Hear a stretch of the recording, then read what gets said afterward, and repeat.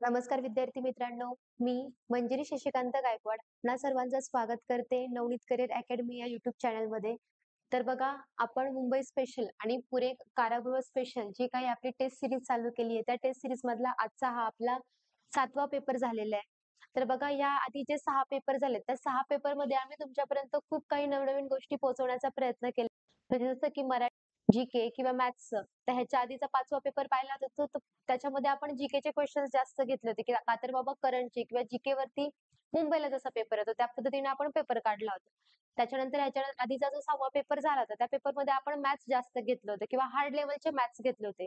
म्हणजेच काय, की तुमची प्रत्येक लेव्हलनी सगळ्या दृष्टीने तुमची तयारी झाली पाहिजे. पेपर कसलाही आला, कोणत्याही दृष्टीने आलं, मॅथ्स जरी जास्त आलं, जी-के जरी जास्त असेल किंवा काही जरी कसाही पेपर आला, तरी त्या पेपरमध्ये तुम्हाला सगळे क्वेश्चन टॅकल करता आले पाहिजे. तुम्ही प्रत्येक पेपरमध्ये 80 प्लस कसे जाल, प्लस मार्क्स कसे घ्याल, हा आमचा मेन दृष्टिकोन आहे आणि याच्याकडे आम्ही जास्त लक्ष देतो. म्हणून हे पेपर तुमचे तयार केले गेलेले आहेत. यातलाच हा आपला तुमचा 7वा पेपर आहे. तो पेपर आता आपण त्याचं एक्सप्लेनेशन किंवा त्याचे काही एनालिसिस आहे ते आपण बघूयात. तर बघा, आपला पहिला प्रश्न काय होता? पहिला प्रश्न बघा आपला काय आहे? 4,225 चे वर्गमूळ किती? आता तुम्हाला एखादं वर्गमूळ वगैरे काढता येतं किंवा एखाद्या प्रश्नाचे किंवा एखादा अंक आहे, त्या अंकाचे किंवा एखाद्या संख्येचे तुम्हाला वर्ग काढायला आहेत. आता सगळ्यात महत्त्वाचं ऑप्शन बघा 65, 75, 55 आणि 85. प्रत्येक ठिकाणी एकक स्थानी तुमचा 5 आहे, 2 अंकी संख्या आहे. ज्यावेळी 2 अंकी संख्या असते, एकक स्थानी 5 असतं, त्या संख्येचं पहिलं मी तुम्हाला वर्ग करायला सांगते. मध्ये वर्गमूळ तुम्हाला सोपंच आहे. वर्ग करायचा कसा? फॉर एक्झाम्पल आपण हा पहिला संख्या घेऊयात. पहिली संख्या 65 घेऊयात. घेतला. 65 घेतलं. ठीक आहे. ठीक आहे. 65 संख्या घेतली. एकक स्थानचा अंक कोणता आहे तुमचा? 5 आहे. त्याचा वर्ग 5 25. तो 25 घेतला. ठीक आहे. त्याच्या आधी जी संख्या असते, त्या संख्याला गुणिले त्याच्यानंतर येणारी संख्या म्हणजे 6 नंतर येणारी संख्या कोणती आहे? 7. त्या दोघांचा गुणाकार करायचा. म्हणजे 6 7 किती आले? 42. ठीक आहे. म्हणजे याचा किती आला? 65 चा वर्ग आला 4,225. त्यानंतर पुढची घेतली संख्या बघा आपण 75 घेतली. सेम 5 चा वर्ग तुमचा किती आहे? 25 5 8 त्याच्यानंतर 7च्या नंतर येणारी संख्या कोणती घेणार आहे तुमची? 8. 8 7 56 म्हणजे 75 चा वर्ग किती आला? 5,625. तुमचं उत्तर तुम्हाला इथंच भेटलं, की 5 चा वर्ग किती आलाय? तर 225. मग 4,225 चं वर्गमूळ काय आलं रे? तर 65. ऑप्शन क्रमांक 1 हे तुमच्या प्रश्नाचं उत्तर असणार आहे. एकदम सोपा क्वेशन होता. त्यानंतर पुढचा प्रश्न बघा काय आहे? तर हा प्रश्न आपण याच्या आधीच्याही पेपरमध्ये बऱ्याच वेळा घेतलेले आपण वाक्यांचे प्रकार घेतलेले. त्याच वाक्यांच्या प्रकारावरचा हा आपला पुढचा प्रश्न आहे बघा. शेजारचे घर पावसात गळते या वाक्याचा प्रकार कोणता? ऑप्शन वरून जाऊयात आपण. संयुक्त वाक्य जर घेतलं तर संयुक्त वाक्यामध्ये आपल्याला माहिती आहे आणि व यांसारखे शब्द येतात. आहे का याच्यामध्ये तसलं? नाहीये म्हणून हा ऑप्शन आपला इलिमिनेट झाला. त्याच्यानंतर बघा पुढे त्याच्यानंतर नकारार्थ वाक्यामध्ये एकही नकारदर्शक शब्द नाहीये. त्याच्यामुळे हा नकारार्थी वाक्य हे नसणार आहे. मिश्र वाक्य जर, तर, जेव्हा, तेव्हा यांसारखे शब्द वाक्यांमध्ये नाहीये म्हणून मिश्र वाक्य नाही. राहिला एकच ऑप्शन केवळ वाक्य. ऑप्शन क्रमांक 2 हे या प्रश्नाचं तुमचं उत्तर असणार आहे. त्याच्यानंतर बघा पुढचा प्रश्न. घरोघरी या शब्दाचा समास कोणता? आता समास. आता बघा अव्यय भाव जर पहिला समास बघितला तर पहिल्या समासामध्ये काय असतं रे? पहिलं पद तुमचं जे महत्वाचं असतं, पहिलं पद प्रधान असतं. हे झालं अव्ययभाव समास. द्वंद्व समासामध्ये काय असतं? तर तुमची दोन्ही पदं जी काही वाक्यामध्ये दोन्ही पद शब्दामध्ये 2 पदं असतात, ते दोन्ही पदं सुद्धा महत्वाची असतात. हा द्वंद्व झाला. तत्पुरुष समासामध्ये दुसरं पद महत्वाचं असतं हे आपल्या सगळ्यांना माहितीच आहे. आता बघा अपवादात्मक अव्ययभाव समासामध्ये पहिलं पद महत्वाचं आपण सांगितलंय, परंतु घरोघरी, दारोदारी यांसारखे महत्वाचे शब्द आहेत. हे शब्द आहेत, ते शब्द सुद्धा अव्ययभाव समासामध्ये येतात. म्हणून घरोघरी ह्या शब्दाचा समास कोणता आहे? तर अव्ययभाव समास. ऑप्शन क्रमांक 1 हे या प्रश्नाचं उत्तर असणार आहे. त्यानंतर बघा पुढचा प्रश्न.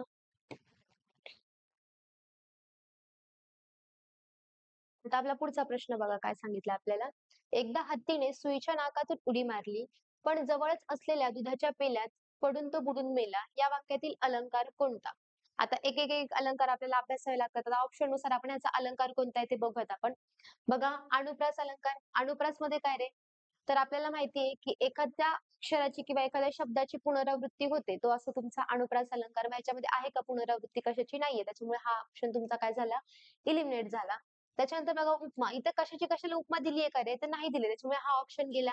यमक काही जुळत नाही म्हणून हा ऑप्शन गेला. झाला तुमचा एकच अलंकार म्हणजे तो कोणता? अतिशयोक्ती. म्हणजे एखादी गोष्ट खूप काही मोठी अशी घडून सांगणं, ती झालं तुमचा अतिशयोक्ती अलंकार. ऑप्शन क्रमांक 2 हे या प्रश्नाचं उत्तर होतं. त्याच्यानंतर पुढचा बघा. एका जातीचे अनेक शब्द लागोपाठ आल्यास कोणते विरामचिन्ह येते? आता बघा एका जातीचे शब्द म्हणजे उदाहरणार्थ काय सांग आता बघा एका जाती आपण फळांची नावं सांगतोय. ठीक आहे. आपण एका जातीचे अनेक शब्द घेतोय. हा घेतला आंबा. त्याच्यानंतर काय घेतो आपण? फणस घेतला. ठीक आहे. त्याच्यानंतर घेतला चिकू. म्हणजे एका जातीचे, फळाच्या जातीचे हे वेगवेगळे शब्द आहेत. ते शब्द आपण घेतल्यानंतर एक लागोपाठ ते शब्द आलेत. लागोपाठ आल्यानंतर आपण त्यांच्यामध्ये कोणतं विरामचिन्ह वापरलंय रे? तर आपण काय वापरलंय? स्वल्पविराम. म्हणजे ह्या प्रश्नाचं उत्तर काय राहणार आहे? ऑप्शन क्रमांक 4. हे तुमच्या चौथ्या प्रश्नाचं सॉरी 5व्या प्रश्नाचं उत्तर ऑप्शन क्रमांक 4 स्वल्पविराम. त्यानंतर बघा पुढचा प्रश्न काय आहे आपल्याला?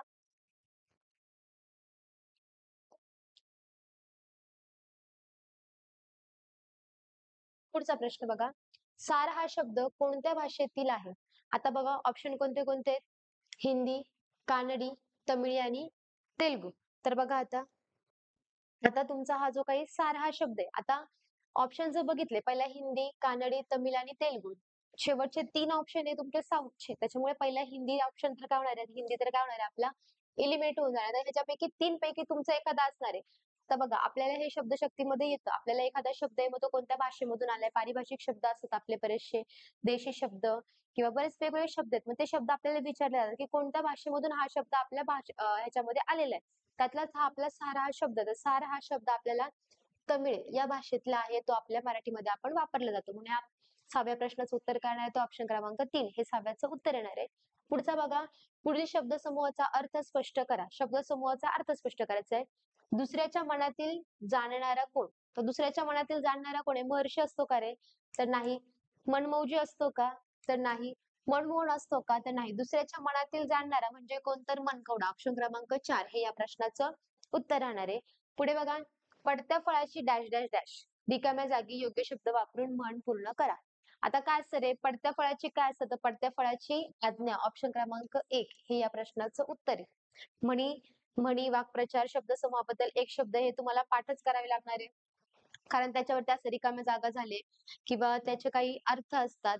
ह्या अर्थ किंवा समानार्थाच्या म्हणी किंवा विरुद्धार्थाच्या म्हणी असं कसाही तुम्हाला कुठूनही प्रश्न विचारला जातो. त्याच्यामुळे ते तुम्हाला पाठ करावंच लागणार आहे. आता ते खूप मोठे आहे तर तेवढं पाठ होणार नाही. पण पाठ नाही तर रोजच्या रोज ते वाचन तुम्हाला करणंच आहे. जेवढ्या वेळा तुम्ही ते वाचणार आहे, तेवढ्या वेळा ते तुमच्या जास्त लक्षात राहणार आहे. बघा पुढचा प्रश्न. मनात मांडे खाणे या वाक्प्रचाराचा अर्थ कोणता? तर बघा ऑप्शन क्रमांक 1 मनोरंजन करणे होतं का रे? तर नाही. त्याच्यानंतर मनभर मांडे खाणे का? तर नाही. त्याच्यानंतर मनात घर करणे का? नाही. तर मनात मांडे खाणे म्हणजे काय? तर मनोराज्य करणे. ऑप्शन क्रमांक 2 हे या प्रश्नाचं उत्तर राहणार आहे. त्याच्यानंतर पुढचा प्रश्न बघा तुमचा. आता आपल्याला शुद्ध शब्द ओळखा किंवा अशुद्ध शब्द ओळखा किंवा योग्य शब्द ओळखा असे आपल्याला प्रश्न विचारले जातात. त्याच्यातलाच हा आपला पुढचा प्रश्न की शुद्ध शब्द ओळखा. तर बघा मनस्थिती हा शब्द आपण लिहितो कसा? लिहितो कसा? बघा आता इथं मनस्थिती आहे. ठीक आहे. परंतु हा मनस्थिती इथं असा होत नाही. हा अशा पद्धतीने लिहिला जात नाही. त्याच्यामुळे हा इथे येणार नाहीये. इथं तर बघा मनस्थिती. इथं हा तुमचा काय आलेला आहे? विसर्ग आलेला आहे. त्याच्यामुळे हा इथे येणार नाही. मन अधिक स्थिती. हा स्थितीला दुसरी वेलांटी दिलेली म्हणून हा शब्द सुद्धा येणार नाहीये. तर मनस्थिती हा शब्द खऱ्या अर्थाने असा लिहिला जातो. मन त्याच्यानंतर विसर्ग, स्थिती. स्थला पहिली वेलांटी आणि तिला दुसरी वेलांटी असते. म्हणून तुमचा बरोबर किंवा शुद्ध शब्द कोणता असणार आहे? तो ऑप्शन क्रमांक 2 मनस्थिती हा असणार आहे. त्याच्यानंतर पुढे बघा. वि. स. खांडेकर यांना कोणत्या कादंबरीसाठी ज्ञानपीठ पुरस्कार मिळाला आहे? तर बघा कांचनमृग, त्याच्यानंतर कौर्यवध, ययाती आणि अमृतवेल. तर बघा वि. स. खांडे यांना त्यांच्या ययाती या कादंबरीसाठी ज्ञानपीठ पुरस्कार मिळाला आहे. 1974 सालीचा ज्ञानपीठ पुरस्कार हा वि. स. खांडेकर यांना त्यांच्या ययाती या कादंबरीसाठी भेटलेला आहे हे लक्षात ठेवा. त्याच्यानंतर पुढचा प्रश्न बघा. ड, ढ ही व्यंजने डॅश डॅश आहेत. आता तुम्हाला वर्णमाला दरवेळी याच्या आधीच्या पेपरमध्ये बऱ्याच वेळा सांगितले, की वर्णमाला जी आहे ती तुम्हाला पाठ असणं गरजेचंच आहे. वर्णमालावरती तुम्हाला परीक्षेला प्रश्न विचारले जातात आणि जर वर्णमाला तोंडपाठ असेल तर त्याच्यावरचा एकही प्रश्न चुकणार नाही. तुमच्या हातचा जो मार्क्स असतो तो मार्क्स तुमच्या हातून जाणार नाहीये. तोच हा वर्णमालेवरचा आपला प्रश्न विचारला गेलेला आहे. तर बघा ड, ढ ही कोणती व्यंजने आहेत ते ओळखा. आता ड आणि ढ हे आपल्या स्पर्श व्यंजनांमध्ये येतात. बरोबर. स्पर्श व्यंजनांचा आपला गट आहे बघा.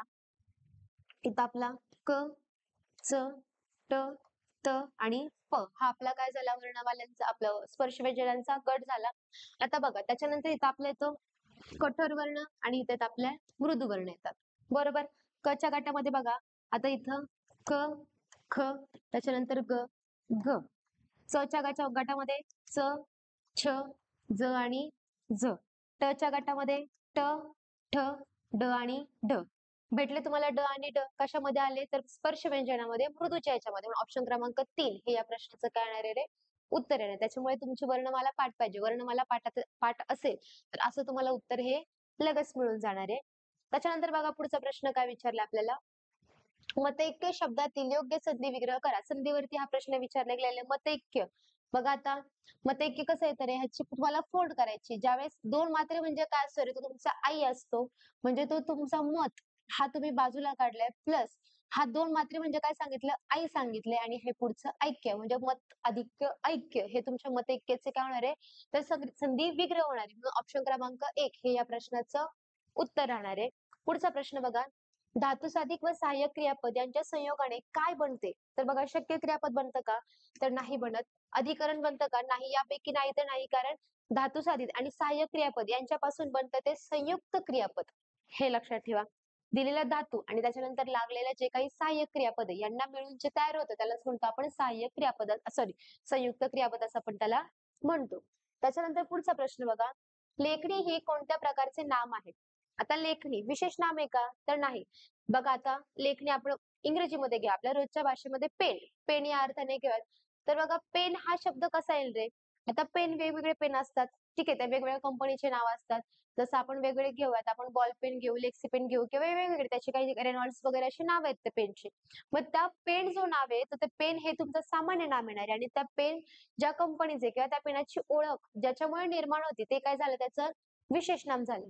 मग सेम हा लेखणी हा शब्द विशेष नाम येणार आहे का तर नाही. लेखणी हा शब्द आपला सामान्य नाम येणार आहे. ऑप्शन क्रमांक 4 हे या प्रश्नाचं उत्तर राहणार आहे. त्याच्यानंतर पुढचा प्रश्न बघा.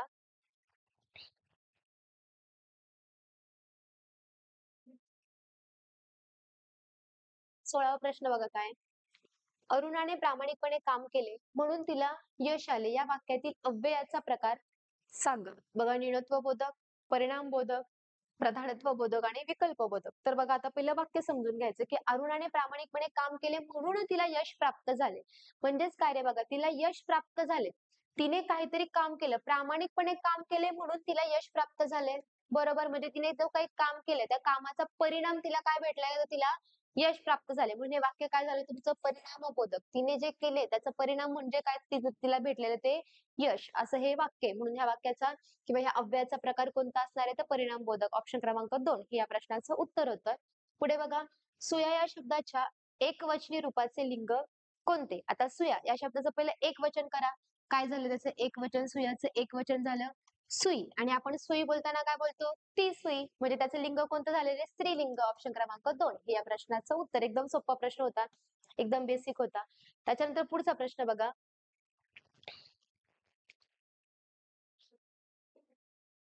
बघा सर सय्यद अहमद खान यांनी डॅश डॅश येथे शिक्षण संस्था स्थापन केली. तर आपल्याला सगळ्यांना माहिती आहे की मुस्लिम एक व्यक्ती होते सर सय्यद अहमद खान. त्यांनी शिक्षणाविषयी वेगवेगळे कार्य केलेत. शैक्षणिक संस्था त्यांनी स्थापन केलेत. विविध शाळा कॉलेजेसची त्यांनी स्थापना केली. परंतु त्यांनी पहिली स्थापन केली जी काही शिक्षणाची संस्था होती ती कुठे स्थापन केली होती अलीगड या ठिकाणी त्यांनी ती संस्था स्थापन केली होती. अलीगड मुस्लिम विद्यापीठ म्हणून त्याचं नाव होतं. पण अलीगड अलीगड मुस्लिम विद्यापीठ नंतर मग त्याचं पुढे मोहम्मडन इंग्लो ओरिएंटल कॉलेज वगैरे अशा याच्यामध्ये त्याचं रूपांतर होत गेलं. म्हणजे ह्या प्रश्नाचं उत्तर काय होतं त्यांनी कोणत्या ठिकाणी संस्था स्थापन केली तर अलीगड आणि अलीगड या ठिकाणी संस्था स्थापन केली म्हणून त्याला अलीगड मुस्लिम विद्यापीठ असं त्याला नाव देण्यात आलं होतं हे लक्षात ठेवा. आणि सर सय्यद अहमद खान यांचं सुद्धा नाव लक्षात ठेवा कारण तुम्हाला प्रश्न उलटाही विचारला जाऊ शकतो की अलीगड मुस्लिम विद्यापीठ स्थापना कोणी केली किंवा मोहम्मडन अँग्लो ओरिएंटल कॉलेजची स्थापना कोणी केली तर स्थापना कोणी केली तर सर सय्यद अहमद खान यांनी केली हे लक्षात ठेवा. पुढचा बघा. खालीलपैकी सार्वनामिक विशेषणाचे उदाहरण कोणते. आता प्रथम सार्वनामिक विशेषण म्हणजे काय तर बघा सर्वनामापासून जे काही सर्वनामामध्ये झालेले चेंज करून किंवा सर्वनामापासून जे विशेषण तयार होते त्याला काय म्हणतो आपण सार्वनामिक विशेषण. तर आता सगळ्यात आधी तुम्हाला दिलेल्या ऑप्शन मध्ये सर्वनाम कुठे दिसते का ते बघायचंय. सप्तसूर इथे सर्वनाम आहे का कुठं नाहीये. साखर या ठिकाणी कोणतं आहे का नाहीये हा ऑप्शन पण नाही येणार. सांजवेळ या ठिकाणी सर्वनाम आहे का नाही. आता बघा इथं निज सुख निज सुख या शब्दामध्ये तुमचं एक सर्वनाम आलंय इथं निज जे निज आपण आत्मवाचक सर्वनाम ज्याला म्हणतो आपण. आत्मवाचक आपल्या सर्वनामाचा जो प्रकार आहे आत्मवाचक, त्या आत्मवाचक सर्वनामाचं हे उदाहरण आहे कोणतं? नीज. आणि त्या नीज शब्दापासून तयार झालेलं नीज सुख हे काय झालं मग? सर्वनामापासून झालेल्या शब्दाला तयार झालेल्या विशेषणाला काय म्हणतो आपण? सार्वनामिक विशेषण. म्हणून नीज सुख हे तुमच्या प्रश्नाचं काय असणार आहे तर उत्तर असणार आहे. कळलं ना?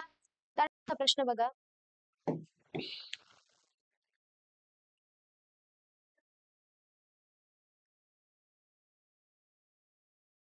पुढचा बघा. विशेषण ओळखा. आता वाक्य शब्द दिले त्या शब्दामधले विशेषण कोणते ते तुम्हाला ओळखायचे बघा. ढगाळ, चांदणे, आकाश, ढग. आता बघा, चांदणे आणि आकाश. चांदणे आणि आकाश. एखाद्या चांदण्याचं नाव असेल तर त्याला आपण म्हणू शकतो विशेषण आहे म्हणजे हे चांदणे विशेषण येणार आहे का? नाही, तर तुमचं सामान्य नावामध्ये जाऊ शकतं. आकाशाला सुद्धा येणार नाही. आकाश हे म्हणजे एखाद्या व्यक्तीचं नाव नाहीये, त्याच्यामुळे ते विशेष नाम होणार नाहीये. त्याच्यानंतर राहिला बघा ढग आणि ढगाळ. आता ढग हे काय रे आपलं सामान्य नाम झालं रे, फक्त त्या ढगाला काहीतरी दिलेलं म्हणजे ते ढगाळचं वातावरण असतं. जसं अभ्राच्छादित म्हणू शकतो, ते विशेषण होऊ शकतं. जसं ढगाला दिलेलं काहीतरी एक विशेषण म्हणजेच काय देते तर ढगाळ वातावरण. म्हणजे तुमचा ह्या विशेषण ढगाळ हे शब्द काय येणार आहे या ऑप्शन मधला तुमचं विशेषण आहे ह्या प्रश्नाचं विशेषण. कळतंय? त्यानंतर पुढचं बघा. अलंकार ओळखा. दुसऱ्या एक अलंकारावरचा प्रश्न विचारला गेलेला आहे बघा. लेकी बोले सुने लागे. आता ह्याच्यामध्ये शब्दसमूहा बद्दल एक शब्द सुद्धा किंवा अलंकारिक शब्द सुद्धा आपल्याला विचारला जातो की लेकी बोले सुने लागे. हा कोणता अलंकार आहे तो आपल्या सगळ्यांनाच माहिती आहे की अन्योक्ती अलंकार. ऑप्शन क्रमांक 2 हे या प्रश्नाचं उत्तर असणार आहे. त्यानंतर पुढचा प्रश्न बघा.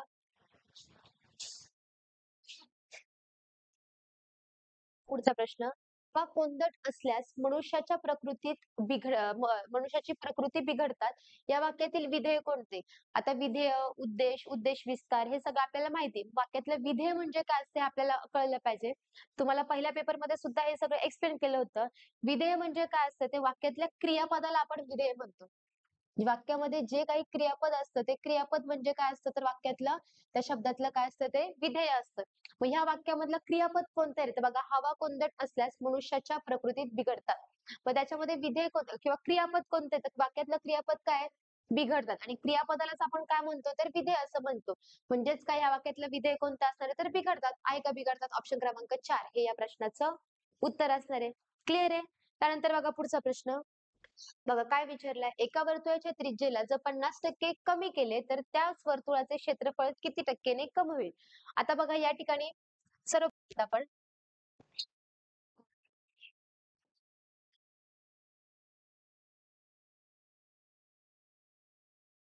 बघा आता एक वर्तुळ आहे. ठीक आहे. आता या वर्तुळामध्ये हे जो काही केंद्रबिंदू असतो वर्तुळामध्ये हा असणारा हा काय जो केंद्रबिंदू त्या केंद्रबिंदूपासून ही जी रेषा असते तिलाच काय म्हणतो आपण तिला रेडियस म्हणतो. म्हणजेच काय म्हणतो आपण तिला त्रिज्या असं म्हणतो. म्हणजेच काय एका वर्तुळामध्ये इथून या केंद्रबिंदूपासून इकडे येणारे लाईन म्हणजे काय असते त्रिज्या आणि पुढे परत इकडून इकडे येणारी काय असते रे त्रिज्या. तुम्ही इकडचे काय तिकडचे काय ते दोन्ही त्रिज्या मिळून काय होतं आपल्याला डायमीटर तयार होतो व्यास तयार होतो. म्हणजेच काय एका वर्तुळाला किती त्रिज्या असतात रे एका वर्तुळाला 2 त्रिज्या असतात असंही आपण म्हणू शकतो. मग बघा या प्रश्नामध्ये सेम तसंच तुम्हाला करायचं आता की एका वर्तुळाला 2 त्रिज्या असतात हे आपल्याला समजलं. मग एका वर्तुळाच्या त्रिज्याला 50% ने कमी केले. आता पहिलं बघा आता काय करायचं आपल्याला वर्तुळाचं जे काही क्षेत्रफळ आहे ते आपल्याला किती मानायचंय रे 100 मानायचे. ठीक आहे. एक त्रिज्या 50% ने कमी केली. त्याच्या 50% घेतले. परत दुसरी त्रिज्या त्रिज्या पण काय केली आपण 50% घेतले. ठीक आहे. हे सॉल्व्ह करून घेऊ आपण पहिलं किती येते. 100ला 100 गेले. ह्या 2 शून्यला हे 2 शून्य गेले. पाचा पाचा किती आले रे? 25 आले. ठीक आहे. त्याच्यानंतर काय विचार क्षेत्रफळ कितीने कमी होईल? पहिलं किती मांडलं होतं आपण? 100 मांडलं होतं. त्या 100 मधून जर 25 मायनस गेले. मायनस केले आपण तर किती राहतात रे? 75 राहतात. म्हणजे जे काय आपल्या वर्तुळाचं क्षेत्रफळ आहे ते किती टक्क्याने कमी होणार आहे? तर ते 75% कमी होणार आहे. ऑप्शन क्रमांक 1 हे या प्रश्नाचं उत्तर असणार आहे 75%. समजलं? त्यानंतरचा प्रश्न बघा. आता हा पुढचा प्रश्न बघा एकदम सोपा प्रश्न आहे. 6 सेमी बाजू असलेल्या लोखंडी घनाकृती ठोकळा वितळवून 1.5 सेमी बाजू असलेले किती घनाकृती ठोकळे तयार करता येतील? असे आता हे ठोकळे झाले किंवा आपल्याला एखादं सभागृह येतं किंवा एखादं हॉल येतं. त्या हॉलमध्ये लागणारी फरशा, त्याची हॉलची लांबी रुंदी दिलेली असते आपल्याला. त्याच्यानंतर त्याचे फरशा, मग त्या फरशांची लांबी रुंदी दिली असते किंवा विटा असतात. मग त्या विटांची लांबी रुंदी दिली असते. मग अशा वेळी काय करायचं? अशा वेळी काय करायचं? तर बघा आता येतं खंडाचा मोठा काही दिलेलं आहे त्याचा आपल्याला काय करायला लागेल, त्याचं आपल्याला घनफळ घ्यायचं आणि त्याच्याच घनफळाला भागिले काय घ्यायचं आपल्याला, हा जो काही लहान ठोकळा आहे, लोखंडी ठोकळा आहे, त्याचं घनफळ आपल्याला त्याला भागिले घ्यायचंय. मग बघा आता, आता घनफळ काय रे?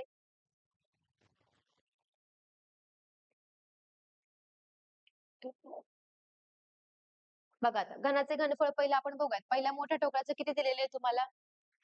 मोठ्या ठोकळ्याचं 6 सेमी आणि लहानचं 1.5 आपल्याला दिले. ठीक आहे. मग त्याचं आता क्षेत्रफळ घेऊया. ठीक आहे.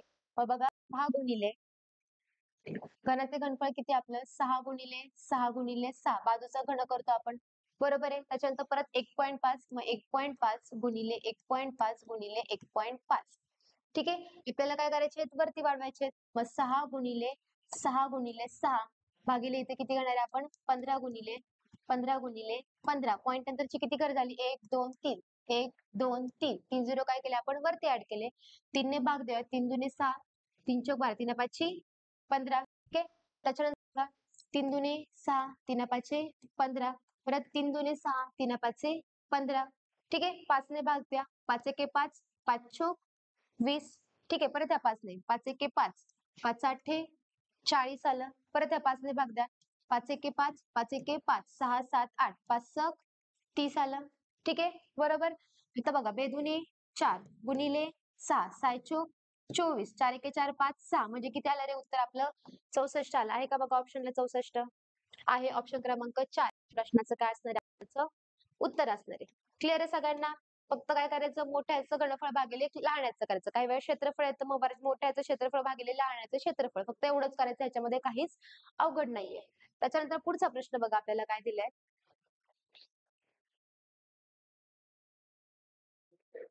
आता बघा आपला पहिला प्रश्न पुढचा प्रश्न बघा काय आपल्याला दिला पहिला तो की 8 रुमाल व 6 टॉवेल यांची एकूण किंमत 172 रुपये आहे व 6 रुमाल व टॉवेल्स यांची एकूण 192 रुपये आहे. तर एक रुमाल आणि एक टॉवेल यांच्या अनुक्रमे किमती किती? अनुक्रमे किमती तुम्हाला विचारल्या गेलेल्या.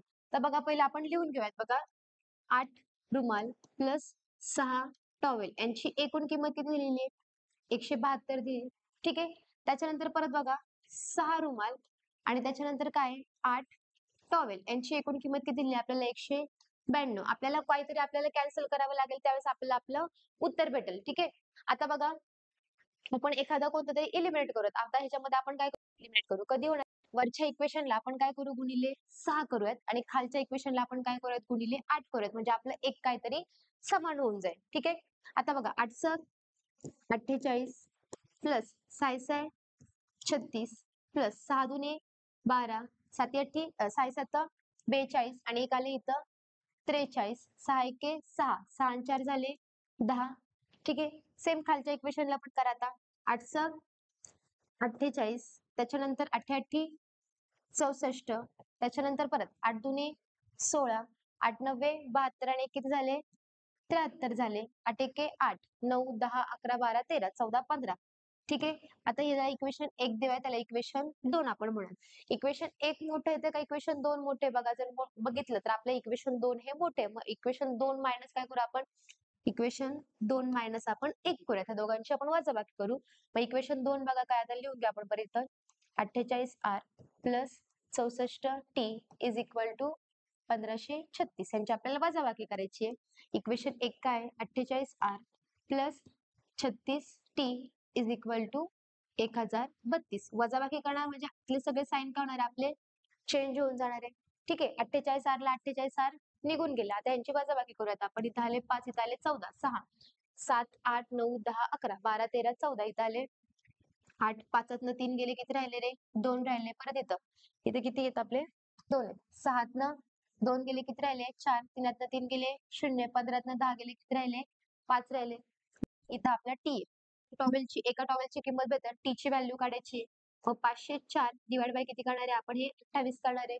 2 2 ने भाग द्या बे एक बे बेचोक 8 बेदुने 4 बेपंचे 10 बेदुने 4 परत 2 ने भाग जातोय बेसाती 14 बे एक बे बेदुने 4 बेसक 12 7 ने भाग जातोय का बघा 7 1 7 8 9 10 11 12 त्याच्यानंतर 7 8 56 म्हणजे तुमच्या एका टॉवेलची किंमत किती आली रे एका टॉवेलची किंमत ही 18 रुपये आहे.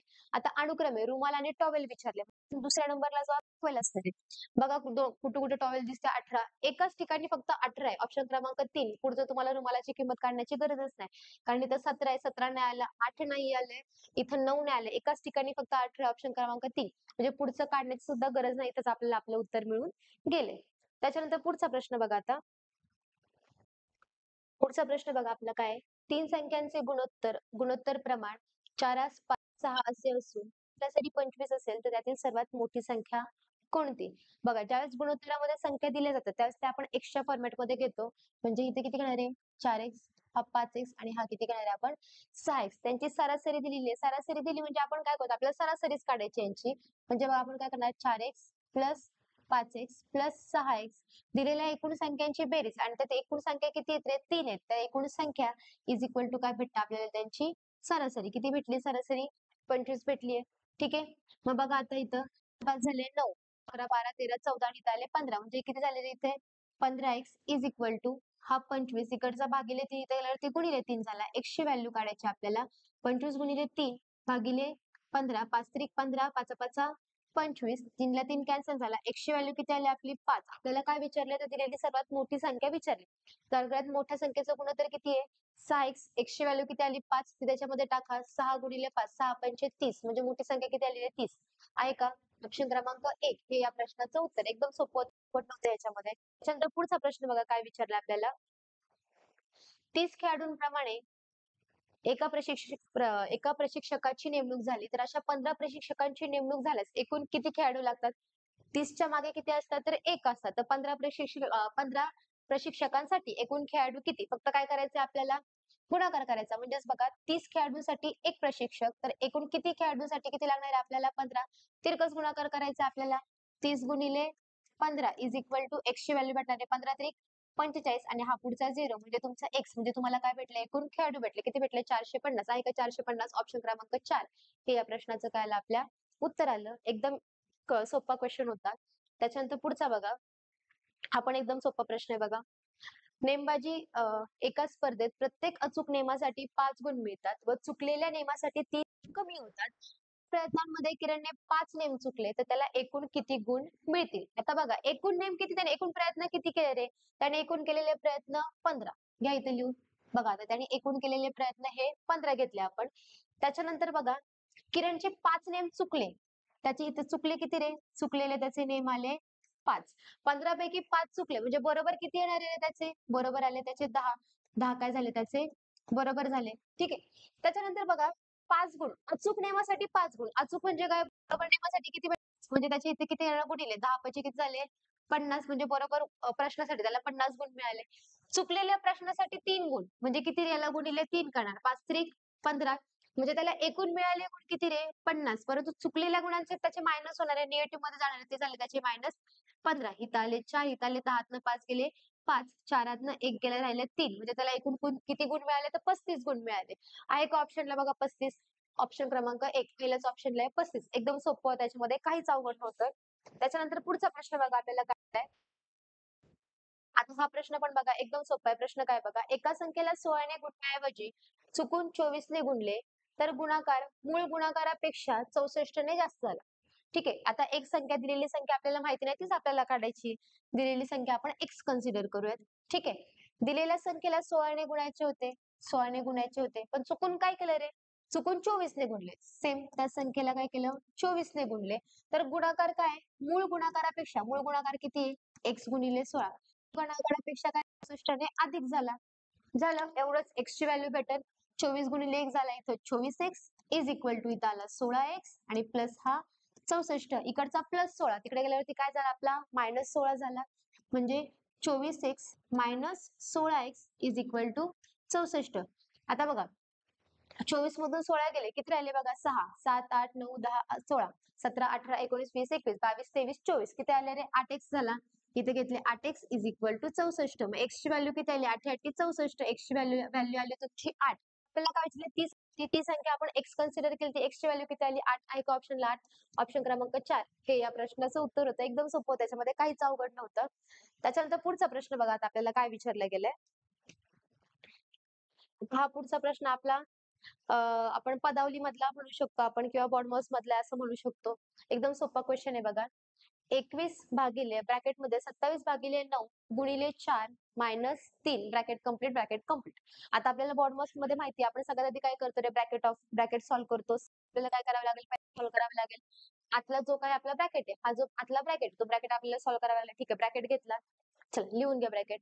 काय दिलं इथं 27. मांडणी करून घ्या 27 भागिले 9 गुणिले 4 मायनस 3. ब्रॅकेट झाला. ब्रॅकेट नंतर काय असतं आपल्या डिव्हिजन. डिव्हिजन म्हणजे काय आपण भागाकार करतो. आहे भागाकार करून घ्या. 9 एके 9 9 त्रिक 27. डी त्याच्यानंतर काय असतं आपला एम म्हणजे काय आपलं मल्टिप्लिकेशन गुणाकार करा. मग 4 त्रिक 12 मायनस 3 12तनं 3 गेले किती राहिले 6 9 10 11 12 म्हणजे किती राहिले यांची वजाबाकी किती आली आपली 9 आली. त्याच्यानंतर पुढे काय राहिलं इथं भागिले 21 आहे. म्हणजे आता परत आपल्याला काय करायला 21 भागिले 9 करावं लागेल. ठीक आहे मांडणी करा 21 भागिले 9 3 ने भाग द्या. 3 7 21 3 त्रिक 9 703 हे का उत्तर बघा 703. ऑप्शन क्रमांक 4 हे या प्रश्नाचं काय असणार आहे उत्तर असणार आहे. एकदम सोपं त्याच्यामध्ये काहीच अवघड नव्हतं. त्याच्यानंतर पुढचा प्रश्न बघा काय दिला आता. हा पण एकदम सोपा क्वेश्चन आहे. टक्केवारीचा शेकडेवारीचा पण सोपा क्वेश्चन आहे बघा. दिले 712 चे साचीचे चाले की काय घेतो आपण गुणाकार घेतो. 6% आणि टक्के म्हणलं की काय येणार आहे आपण भागिले 100 घेतो. भाग द्या आता 6 एके 6 6 दुने 12. ठीक आहे. आता आपल्याला माहिती पॉइंट मध्ये आन्सर येणारे पूर्ण भाग जातच नाहीये. मग आधी इथं गुणाकार करण्यापेक्षा आपण पॉइंट मध्ये भागाकार करून घेऊ आणि मग शेवटी फक्त आपण पॉइंट सुरू करू. ते सोपं जाईल बघा. बेक बे बेत्रिक 6 इथं आला एक 7 पॉइंट इथं 0 त्याच्यानंतर बेपंचे 10 म्हणजे वरती किती राहिलं रे 3.5 भागिले किती आलं इथं 1च्या पुढे 2 घरसून आपल्याला काय करायचं पॉइंट इकडे सरकवायचा आहे. म्हणजे बघा 35 घ्या. 3च्या इकडे 1 पॉइंट होता 2 घरं सोडायचा म्हणजे 3चं एक घर आणि अजून एक घर म्हणजे इकडे 1 पॉइंट म्हणजे 3चं एक घर अजून एक घर आणि इथे 1 पॉइंट मग 0 म्हणजे तुमचं उत्तर किती येणार आहे 0.035 हे या प्रश्नाचं उत्तर येणार आहे. का बघा 0.035 पहिलाच ऑप्शन आहे पहिलेच उत्तर आहे 0.035 हे या प्रश्नाचं उत्तर येणार आहे. त्यानंतर पुढचा प्रश्न बघा आता 32वा क्वेश्चन. आपल्याला संख्या मला किंवा शृंखला पूर्ण करा म्हणून प्रश्न विचारला जातो तोच हा प्रश्न आहे. 58 75 94 आणि 115. ठीक आहे ह्याचं विचारलं तर वेगवेगळे लॉजिक तुम्हाला लावावे लागणार. या गणितांमध्ये लॉजिक जर लवकर लागलं तर सॉल्व्ह करायचं. लॉजिक जर लागत नसेल तर प्रश्न सोडून द्यायचा पुढचा प्रश्न घ्यायचा सॉल्व्ह करायला घ्यायचा आणि मग शेवटी तो असे प्रश्न सॉल्व्ह करायचे. कारण काही वेळा लॉजिक लागतं तर लवकर लागतं आणि काही वेळा लॉजिक लागायला वेळ लागतो. पण हा प्रश्न एकदम सोपं लॉजिक होतं. ह्या दोन संख्यांची वजाबाकी केली. ठीक आहे ह्या दोन संख्यांची वजाबाकी केली. करा आता 75 मायनस 58. ठीक आहे इथं आले 6 इथं आले 5 8 9 10 11 9 10 11 12 13 14 15 किती आले रे इथे 7 आले. 7 न 5 गेले किती राहिले 1 यांची वजाबाकी किती आली 17 म्हणजे 58 मध्ये प्लस 17 केले की काय भेटतं आपल्याला 75 भेटतं. सेम पुन्हा आता काय करायचे या दोन संख्यांची वजाबाकी करा. किती घेतले 94 मायनस 75. ठीक आहे इथं आले 8 इथं आले 14 परत 5 6 7 8 9 10 11 12 13 14 इथे किती आले रे 9 आले. 8 7 गेले किती राहिले 1 म्हणजे यांची किती आले रे प्लस किती केले आपण 19 म्हणजे 2 2चा गॅप 2 2 ने आपण यांची वाढवले म्हणजे 17 18 19 इथे किती येणार आहे 19 नंतर 20 21 प्लस 21 21 नंतर किती येणार 22 23 म्हणजे इथे किती करणार आहे प्लस 23 करणार आहे म्हणजे 115 प्लस 23 करून जे उत्तर येईल ते आपलं फायनल आन्सर असणार आहे. मग बघा 5 आणि 3 झाले 8 2 आणि 1 झाले 3 आणि 1 म्हणजे उत्तर किती आलं 138. ऑप्शन क्रमांक 4 हे या प्रश्नाचं उत्तर. एकदम सोपं लॉजिक होतं याच्यामध्ये काही विचार करण्यासारखं सुद्धा लॉजिक नव्हतं. पुढचा क्वेश्चन बघा. मुंबईतील पूर्णपणे महिलांनी चालवलेले स्थानक कोणते? आता आपल्या सगळ्यांना माहिती आहे मुंबईमधलं रेल्वे स्थानक आहे जे संपूर्ण महिला चालवतात. म्हणजे जे काही तिथं असेल त्या सगळ्या गोष्टी ज्या म्हणजे फार सगळ्या त्या रेल्वे स्थानकामध्ये होणाऱ्या सगळ्या गोष्टी तिथे फक्त महिला आपल्याला दिसून येतात. महिलांनी चालवलेले ते स्थानक म्हणून संपूर्ण आपल्या देशभरामध्ये ते फेमस आहे. म्हणजे हे स्थानक कोणतं रे? तर हे माटुंगा ऑप्शन क्रमांक 1 हे या प्रश्नाचं उत्तर आहे. त्याच्यानंतर पुढचं बघा. मुंबईतील बेस्ट बस सेवेने महिलांसाठी सुरू केलेली बस सेवेचे नाव काय? फक्त महिलांसाठी सुरू केलेले म्हणजे महिलांना जो काही सकाळचा ऑफिसला वगैरे जाताना जो काही ताणतणाव होतो किंवा जो काही त्यांना त्रास सहन करावा लागतो. म्हणजे एवढ्या गर्दीमधून त्यांना जावं लागतं. मग तो त्रास त्यांचा कमी व्हावा. त्यांना तो जो काही होणारा ताण आहे, तो त्यांच्यावरती येणारा ताण कमी व्हावा म्हणून या दृष्टीने काय केलेलं आहे तर मुंबईमध्ये फक्त महिलांसाठी एक बेस्टने एक सेवा चालू केलेली, बस सेवा चालू केली. त्या बस सेवेचं नाव काय दिलेलं आहे? त्याला नाव हे तेजस्विनी ऑप्शन क्रमांक 4 हे त्याला नाव दिलेले मुंबईमधले मुंबईच्या सिटी पेपरसाठी हे 2 महत्त्वाचे क्वेश्चन आहेत. त्याच्यामुळे हे व्यवस्थित करा. त्याच्यानंतर पुढचा बघा. घड्याळांमध्ये 4:20 वाजता मोठा काटा आणि छोटा काटा या काट्यांमध्ये किती अंशाचा कोणता ऋण? ठीक आहे. बघा आता घड्याळ घेतलं आपण. हे घड्याळ घेतलं आपण. 1, 2, 3, 4, 5, 6, 7, 8. ठीक आहे. 4:20 म्हणजे काय, त्या मोठा काटा आपला 4 वरती असणार आहे. ठीक आहे. इथं आला 4 वाजता. ठीक आहे. 20 म्हणजे काय रे? 15च्या हा 15च्या पुढे जाऊन हा काटा कुठं असणार आहे? इथं असणार आहे. हा 4चा म्हणजे हा काटा आपल्याला 4:20 म्हटल्यावरती हा काटा आपल्याला पुढे आलेला आहे. मग ह्यांच्यामध्ये किती अंशाचा कोन तयार होतो रे? तर ह्यांच्यामध्ये हा आपला 10 अंशाचा कोन तयार होतो. ऑप्शन क्रमांक 1 हे या प्रश्नाचं उत्तर आहे. त्याच्यानंतर प्रश्न बघा. एकदम सोपा क्वेश्चन आहे बघा हा पण 36वा. बघा, एक घड्याळ प्रत्येक तासाला 5 सेकंद पुढे जाते. जर ते घड्याळ सोमवारी सकाळी 9 वाजता बरोबर लावले, तर ते घड्याळ त्यानंतर लगेचच येणाऱ्या शनिवारी सकाळी 9 वाजता कोणती वेळ दाखवेल? आता एक गोष्ट लक्षात ठेवायची, की सकाळी सोमवार ते शनिवार या कालावधीमध्ये किती तास होतात रे? दिवसाचे 24 तास असतात. 24 तास असतात. एकूण दिवस किती झाले? सोमवार नंतर मंगळवार, बुधवार, गुरुवार, शुक्रवार, शनिवार एकूण 5 झाले. दिवसाला असतात 24 तास. एकूण केले 5 दिवसांचे किती तास झाले? 5 चोक 20 झाले. 5 दुणे 10, 11, 12 म्हणजे एकूण किती तास झाले हे? 120 तास झाले. बरोबर आहे. मग बघा, एका तासाला किती जाते रे? 5 सेकंद पुढे जाते. तर 120 तासाला किती जाणार आहे? ठीक आहे. तिरकस गुणाकार करायचा आहे आपल्याला. मग 120 गुणिले 5 12 पंचे 60 आणि पुढचा हा म्हणजे किती आले रे? हे 600 सेकंद पुढे जाते. कारण हे 5 पण काय आपल्याला दिलेले सेकंदामध्ये दिले. म्हणजे हे 600 पण काय झाले? सेकंद. सेकंदाचं मिनिटामध्ये कन्व्हर्जन करायचं आपल्याला. सेकंदाचं मिनिटामध्ये कन्व्हर्जन करताना आपण काय करतो? भागिले 60 करतोय. आपल्या सगळ्यांना माहितीच आहे. ह्या शून्याला हा शून्य गेला. 6 एक्के 6, 6 10 60 म्हणजे काय रे? 10 मिनिटं ते घड्याळ काय जाणार आहे? पुढे जाणार आहे. बघा 9 वाजता ठीक आहे. 9 वाजता 10 मिनिटं पुढे जाणार आहे. म्हणजे 9 वाजून 10 मिनिटाची वेळ असणारी आहे का बघा? 9 वाजून 10 मिनिटं. ऑप्शन क्रमांक 1 हे या प्रश्नाचं उत्तर आलं. एकदम सोपं, त्याच्यामध्ये काहीच अवघड नव्हतं. त्याच्यानंतर पुढचा प्रश्न बघा काय विचारलाय तुम्हाला. आता बघा, हा पण एकदम सोपा क्वेश्चन आहे. गौरीचा जन्म शुक्रवार दिनांक 10 सप्टेंबर 1993 रोजी झाला. तर तिचा तिसरा वाढदिवस हा कोणत्या वारी येईल? ठीक आहे. जन्म झाला 1993 ला. म्हणजे पहिला वाढदिवस आहे ना 93 ला 94 ला येईल. त्याच्यानंतर पुढचा येईल 95 ला आणि तिसरा वाढदिवस आहे 1996 ला. ठीक आहे.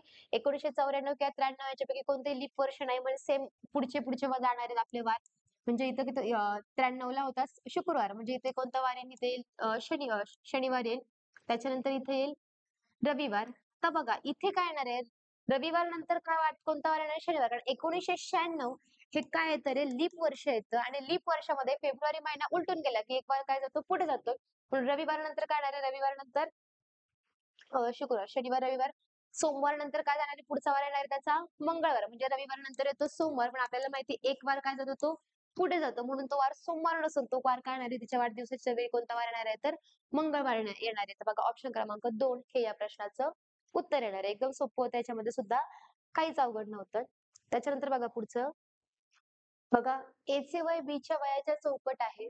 10 वर्षानंतर A चे वय B च्या वयाच्या तिप्पट होईल, तर B चे आजचे वय किती? एकदम सोपा वयवारीवरचा हा प्रश्न विचारलाय. ठीक आहे. बघा आता A आणि B हे दोघं जणी दिलेत आपल्याला. A चे वय B च्या वयाच्या, कोणाच्या वयाच्या? B च्या, म्हणून B चं वय X कन्सिडर केलं. B च्या वयाच्या चौपट म्हणजे A चं वय किती झालं रे? 4x झालं. ठीक आहे. त्यानंतर 10 वर्षानंतर म्हणजे प्रत्येकाच्या वयामध्ये काय होणार आहे?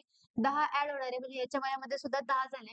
10 वर्षानंतर A चे वय A चे वय किती होणार आहे 10 वर्षानंतर? 4x प्लस 10 हे आले म्हणजे काय इक्वेशन तयार करायचं. म्हणजे आपण बरोबर घेणार आहे. B चं वय किती आहे? x प्लस 10 B च्या वयाच्या चाचीची चाल की काय घेतो आपण? गुणाकार. म्हणजे किती पट दिले ते आपल्याला? तिप्पट दिले गेले. म्हणजे गुणिले 3 घेणार आहे आपण.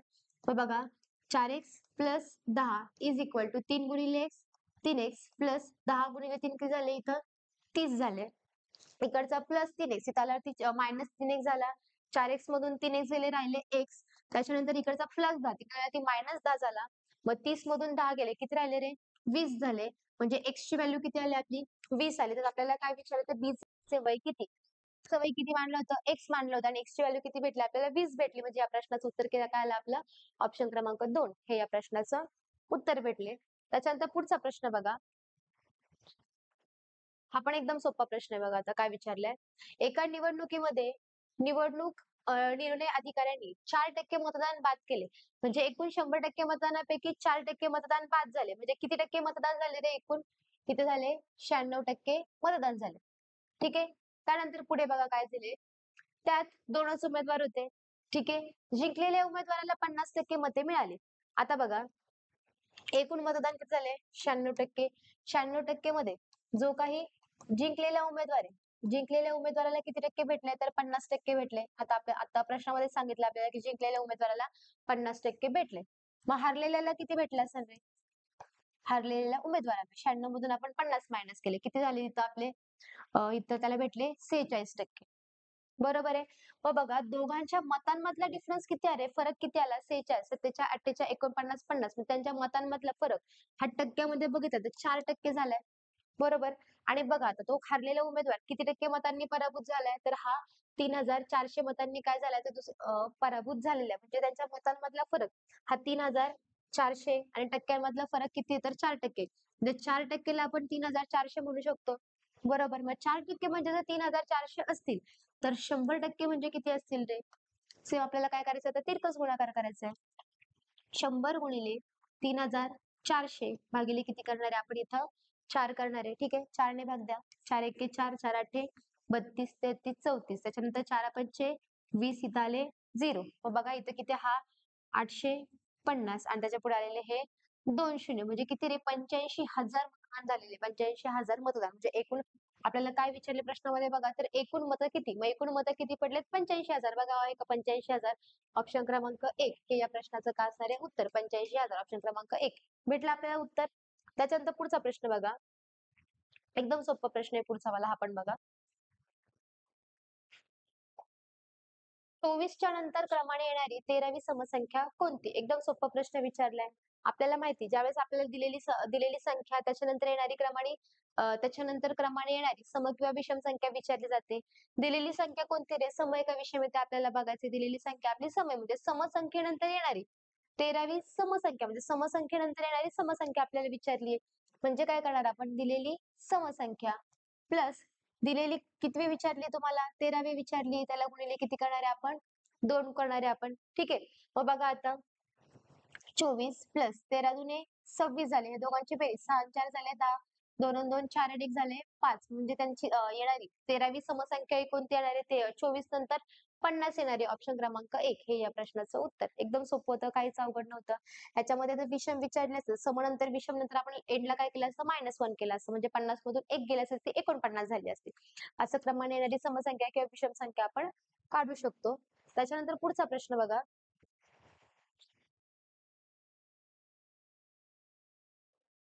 एकदम सोपं आहे बघा. ₹500 मुद्दलाचे दशांश ₹10 सरळ व्याजाने दाम दुप्पट होण्यास किती वर्ष लागतील?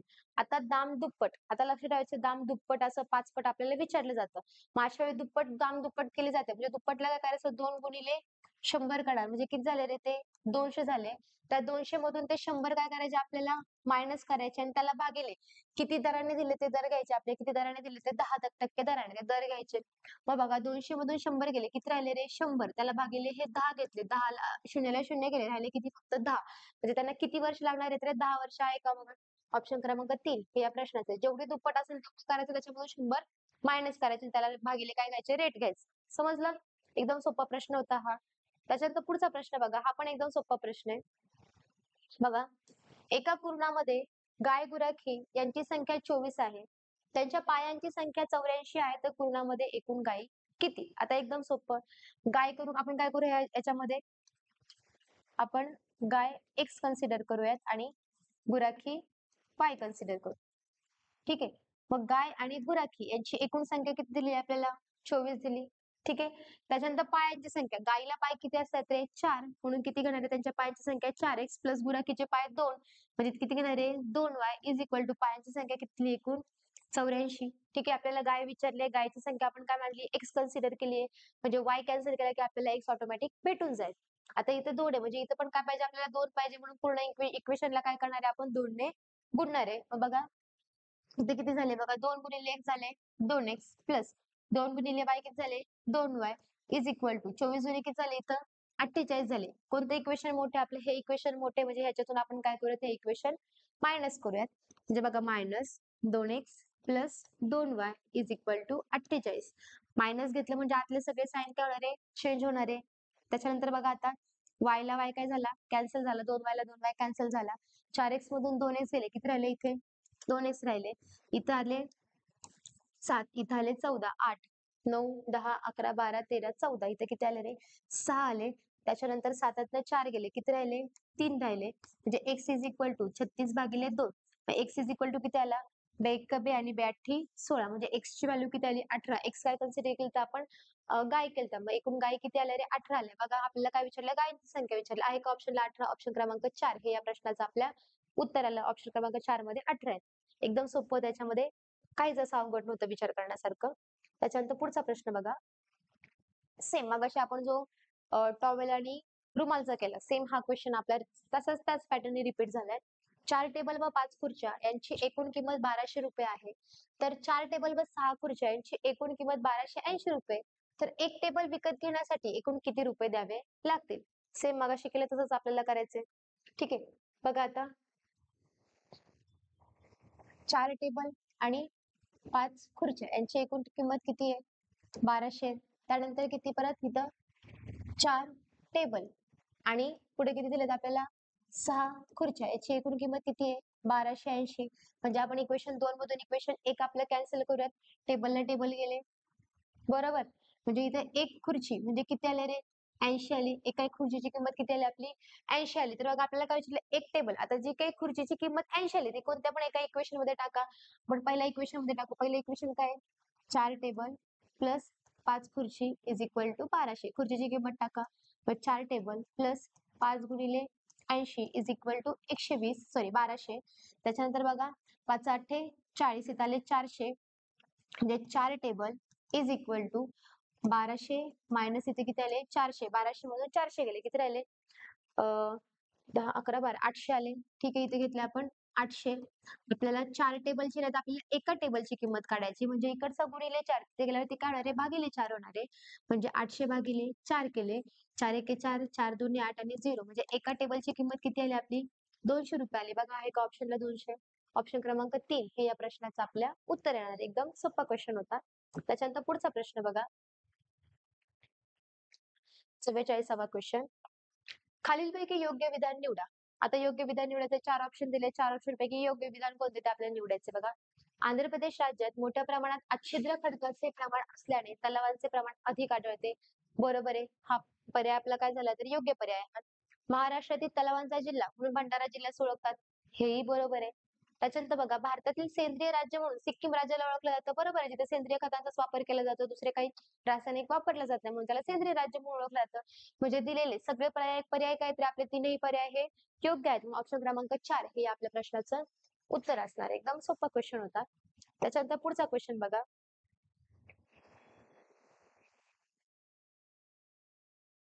एकदम सोपा क्वेश्चन बघा. एका कॅरम स्पर्धेत 32 स्पर्धक होते. हारणारा स्पर्धक बाद असा नियम होता. तर स्पर्धेतील पहिल्या 3 फेऱ्यात एकूण किती स्पर्धक होते? आता आपल्याला माहिती कॅरमच्या स्पर्धेमध्ये 4 खेळाडू असतात. समोरासमोर बसणारे एकूण 4 खेळाडू असतात. प्रत्येक डावामध्ये 2 खेळाडू बाद होणारे, 2 खेळाडू पुढे जाणारे. सेम तेच करायचं बघा. पहिल्या ह्याच्यामध्ये किती होते? 32 स्पर्धक होते. ठीक आहे. पण बघा इथे झाले 4, 4 दुणे 8, 4 त्रिक 12, 4 चौक 16, 4 पंचे 20, 4 सक 24, 4 17 28, 4 8 32. ठीक आहे. 32 झाले. प्रत्येक ह्याच्यामध्ये 2 बाद होतात. हे 2 गेले, हे 2 गेले, हे 2 गेले, हे 2 गेले, हे 2, हे 2, हे 2, हे 2. बेक बे, बेदुणे 4, बेत्रिक 6, बेचोक 8 आणि 8 दुणे 16. म्हणजे बाद किती झाले इथं? 16 बाद झाले पहिल्या फेरीत. ठीक आहे. 16 बाद झाले. पुढे किती गेले? 16 गेले. परत घ्या. 4 एके 4, 4 दुणे 8, 4 त्रिक 12, 4 चौक 16. ठीक आहे. परत इथे 2 बाद, 2 बाद, 2 बाद, 2 बाद. ठीक आहे. 4 त्रिक सॉरी 4 दुणे 8 बाद झाले. ठीक आहे. बेके बे बेदोन 4 बेदीक 6 बेचोक 8. इथे किती बाद झाले इथं? 8 बाद झाले. एकूण फेऱ्या किती झाल्या? 2 फेऱ्या झाल्या. 8 बाद झाले. पुढे किती गेले? 8 गेले. मग परत 4 एके 4, 4 दुणे 8. हे 2 बाद, हे 2 बाद. बाद किती झाले? 4 झाले. पुढच्या ह्याच्यामध्ये 4 बाद झाले. ठीक आहे. तर आपल्याला काय विचारले? एकूण 3 फेऱ्यामध्ये 3 फेऱ्या घेतल्या आपण. 3 फेऱ्यामध्ये एकूण बाद झालेले किती? बघा 8 9, 10, 11, 12. 12 किती झाले बरं? 18 झाले. इथं आला 1, इथं आले 8. एकाने किती झाले? 2. म्हणजे एकूण किती खेळाडू बाद होते? ते 28 खेळाडू बाद होते. बघा एका ऑप्शनला ऑप्शन क्रमांक 3 हे या प्रश्नाचं उत्तर येणार आहे. एकूण 28 खेळाडू पहिल्या 3 फेऱ्यांमध्ये बाद होणार आहेत. त्याच्यानंतर पुढचा प्रश्न बघा.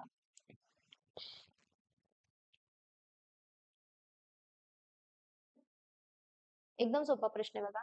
सीता बाजारातून काही फळे विकत आणते. आईने विचारल्यास ती म्हणते 15 सोडून सर्व सफरचंद आहेत. 20 सोडून सर्व आंबे आहेत, 25 सोडून सर्व केळी आहेत, तर सीताने एकूण किती फळे आणली? तुम्ही ऑप्शननुसार जाऊ शकता. ऑप्शननुसार एकदम सोपं आहे बघा. तुम्हाला सांगितलं ज्यावेळेस ऑप्शननुसार जाणार तर जास्त वेळा शेवटून करायचं कारण शेवटच्या ऑप्शनमध्ये तुमचं उत्तर दडलेलं असतं. त्याच्यामुळे शेवटचं ऑप्शन चेक करूयात आपण. बघा 45 प्रकार एकूण फळांच्या 15 सोडून सर्व काय आहेत रे तुमचे? सफरचंद आहेत. इथं आले 0, इथं आले 4 आतले गेले 30. म्हणजे किती आले सगळे एकूण 30 किती आले? सफरचंद आले. ठीक आहे. 30 सफरचंद. परत काय म्हणली 20 सोडून सर्व आंबे आहेत. मग परत 45 मधून काय केले आपण 20 मायनस केले. इथं आले 5, इथं आले 2. म्हणजे किती आले हे तुमचे 25 किती काय आले हे? 25 आंबे आले. त्यानंतर काय सांगितलंय बघा परत 20 सोडून त्याच्यात 25 सोडून सर्व केळी आहेत. ठीक आहे. मग 45 मायनस काय केले इथं 25 केले. इथं आले 0, इथं आले 2. म्हणजे हे काय आले आपली केळी आली. ठीक आहे. आता सगळ्यांची बेरीज बघा 45 येते का? म्हणजे इथं आले हे 20, हे 30 आणि हे 25. इथं आले 5. 3 आणि 2 5, 6, 7. एकूण बेरीज 75 आली. 45 येत नाही. म्हणजे चौथा ऑप्शन आपला येणार आहे का? तर नाही. चौथा ऑप्शन आपण काय केला? एलिमिनेट केला. ठीक आहे. चौथा ऑप्शन आपला गेला. 45 येणार नाही. त्याच्यानंतर पुढचा ऑप्शन घेऊयात आपण आता 30 घेऊयात. परत 15 सोडून सर्व सफरचंद. मग 30 मधून 15 गेले. किती राहिले? 15. ठीक आहे. हे 15 काय झाले आपले? सफरचंद झाले. त्याच्यानंतर परत 20 सोडून सर्व आंबे. मग 30 मायनस 20 केले. किती राहिले? 10 हे काय झाले आपले? आंबे झाले. त्याच्यानंतर परत काय? 25 सोडून सर्व केळी. मग इथे किती राहिले? 5. म्हणजे 5 काय आले रे? केळी आली. करा सगळ्यांची बेरीज. हे 5, ते 15 आणि हे 10. 5 आणि 5 आले 10. एकूण एक आले 30. म्हणजे एकूण आले 30. बरोबर आलं. ऑप्शन 30 घेतलं होतं आपण सगळ्यांची बेरीज सुद्धा 30 आली. म्हणजे आपल्या ह्या प्रश्नाचं उत्तर किती आलं? ऑप्शन क्रमांक 3 हे आपल्या प्रश्नाचं उत्तर राहणार आहे. त्याच्यानंतर पुढचा प्रश्न बघा. एकदम सोपा प्रश्न आहे बघा. एक माणूस मुंबईहून पुण्याला 4 किलोमीटर प्रति तास वेगाने जातो आणि 6 किलोमीटर प्रति तास वेगाने परत येतो, तर त्याच्या प्रवासाचा सरासरी वेग किती? आता सरासरी वेग काढण्याचा फॉर्म्युला आपल्याला माहिती आहे. एकदम सोपा आहे बघा. 2 गुणिले जाण्याचा वेग किती? 4. त्यालाच गुणिले येण्याचा वेग किती आहे? 6. आणि खाली काय करायचं? दोन्ही वेगांची बेरीज. 6 आणि 4 किती झाले? 10. झालं. आता भाग द्या फक्त. बघा. बेक बे, बेपंचे 10. भाग जातोय का? नाही जात. 6 चोक 24 भागिले 5. 5 एके 5, 5 चोक 20. बाकी उरली 4. इथे दिलं पॉइंट, इथे दिलं 0. 5 8 40 म्हणजे 4.8 प्रति तास किलोमीटर वेगाने जाणार आहे. 4.8 आहे का ऑप्शनला बघूयात आता आपण. आहे. पहिलाच ऑप्शन आहे आपला 4 पॉइंट हे आपल्या प्रश्नाचं उत्तर आलं. एकदम सोपा क्वेश्चन होता आपला. त्याच्यानंतर बघा प्रीतिपाल ही खेळाडू कोणत्या खेळाशी संबंधित आहे? आता प्रीतिपाल हे आपल्याला माहिती की आपली पॅरा अथलेटिक्स येते आपली. ठीक आहे. पॅरा अथलेटिक्स ही आपली खेळाडू आहे. जिने पॅरिस ऑलिम्पिक ज्या स्पर्धा झाल्या होत्या, पॅरिस ऑलिम्पिकमध्ये तिने आपल्या भारताला भारतासाठी 2 कांस्य पदक मिळवून दिले होते.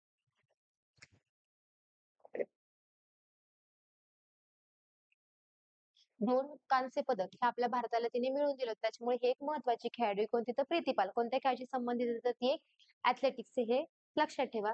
त्याच्यानंतर पुढचा प्रश्न बघा. राम, अज्ञात, बिस्मिल या नावाने ओळखला कोणाला ओळखले जाते किंवा या नावाने ओळखला जाणारा व्यक्ती कोण आहे? तर बघा अशफाकुल्ला खान, राजेंद्र लाहिरी, जयगोपाल बिस्मिल आणि रामप्रसाद बिस्मिल. तर राम, अज्ञात आणि बिस्मिल या नावाने ओळखला जाणारा एकमेव व्यक्ती कोण आहे? तर ऑप्शन क्रमांक 3 रामप्रसाद बिस्मिल हे या प्रश्नाचं उत्तर असणार आहे. त्याच्यानंतर पुढचा प्रश्न बघा 50वा प्रश्न. डॅश डॅश डॅश डॅशची स्फूर्ती घेऊन 1893 मध्ये टिळकांनी गणपती सणाचे सार्वजनिक उत्सवात रूपांतर केले. आता आपल्याला माहिती आहे की लोकमान्य टिळकांनी सार्वजनिक गणेशोत्सवाची सुरुवात केली. तर सार्वजनिक गणेशोत्सवाची सुरुवात का केली त्यांनी? तर त्यांनी एक गोष्ट त्यांच्या लक्षात आली की जो काही मुस्लिमांचा मोहरम जो सण असतो, ह्या मोहरम सणाच्या वेळेस त्यांचे सगळेजण हे एकत्र येतात आणि त्यांचा सण साजरा करतात. मग तसंच लोकमान्य टिळकांना असं वाटलं की आपलेही सगळे लोक पण जर एखादा सार्वजनिक गणेश उत्सव किंवा असं एखादा सण साजरा केला की ज्या सणाला सगळे लोक आपले एकत्र येतील, सगळे तरुण एकत्र येतील, त्यांच्या विचारांची देवाणघेवाण होईल. पुढे सामाजिक किंवा राजकीय कार्यामध्ये त्यांचा हातभार लागेल. म्हणून त्यांनी मोहरम या सणाला प्रेरित होऊन त्यांनी हे सार्वजनिक गणेशोत्सव सुरू केले होते. कोणी? तर लोकमान्य टिळकांनी. कधी? 1993 ला चालू केले होते. मग ह्या प्रश्नाचं उत्तर किती येणार आहे? ऑप्शन क्रमांक 3. मुसलमानांच्या मोहरम या सणावरून त्यांनी सुरू केलं होतं. त्याच्यानंतर पुढचा प्रश्न बघा. आता हा एकदम सोपा प्रश्न आहे बघा.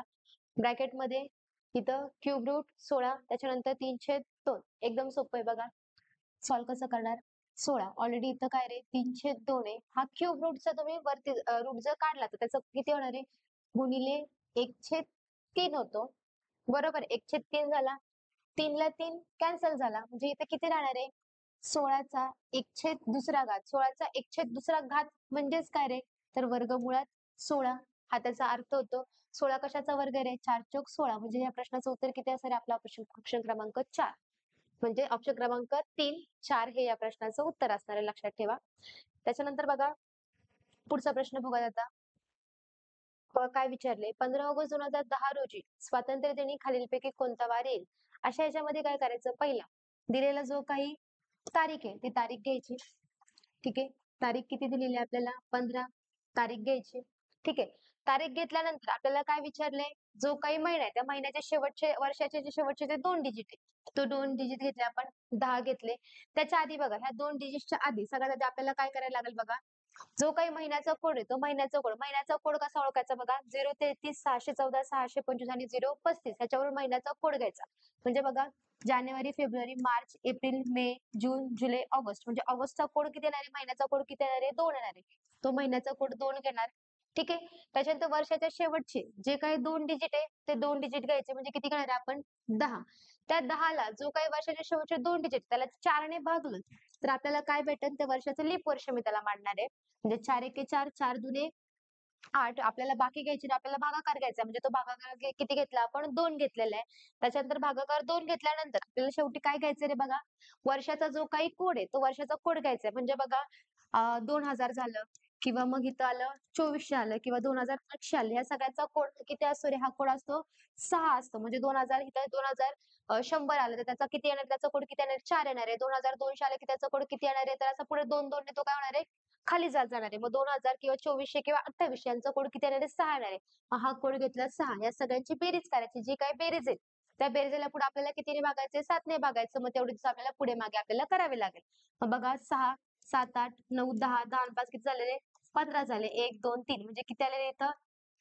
35 म्हणजे ह्या 35 ला भागिले किती करणार आहे? 7 ने भागले. 7 एके 7, 7 पाचा 35 म्हणजे 0 बाकी आली आणि ज्यावेळेस 0 बाकी येते म्हणजे तो वार कोणता असतो? नेहमी तो वार रविवार असतो. ऑप्शन क्रमांक 2 हे या प्रश्नाचं उत्तर असणार आहे. त्याच्यानंतर पुढचा प्रश्न बघा. 53वा क्वेश्चन बघा काय? 7 पुरुष व 5 महिलांमधून 6 सदस्यांची एक समिती निवडली गेली असता त्यातील 4 पुरुष आणि 2 महिला असतील तर एकूण असे किती प्रकारे निवडता येईल? तर आपला हा क्वेश्चन परम्युटेशन कॉम्बिनेशन मधला आहे.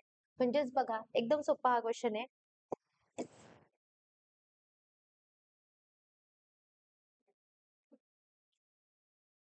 बघा 7 पुरुषांमधून आपल्याला किती पुरुष निवडायचे आहेत? तर 4 पुरुष निवडायचे आणि आले की आपण काय घेतो? गुणाकार घेतो. सेम तसंच 5 महिलांमधून आपल्याला किती निवडायचे आहेत? तर 5 महिलांमधून आपल्याला 2 महिला निवडायच्या आहेत. बघा मग करा आता गुणाकार. 7 गुणिले 6 गुणिले 5 गुणिले 4 भागिले 4 गुणिले 3 गुणिले 2 गुणिले 1. ठीक आहे. त्याच्यानंतर गुणिले मध्ये बघा आता इथं आपल्याला घ्यायचंय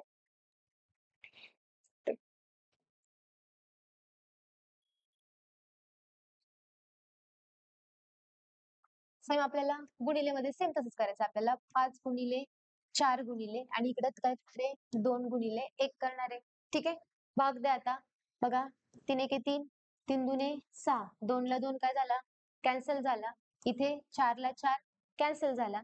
इथे परत बे एक बे, बे दुने 4. आता बघा काय राहिलं इथं? 7 5 35 गुणिले 5 दुने 10, 35 गुणिले 10 म्हणजे किती आले रे? 350 म्हणजे असे किती प्रकारे करता येईल आपल्याला?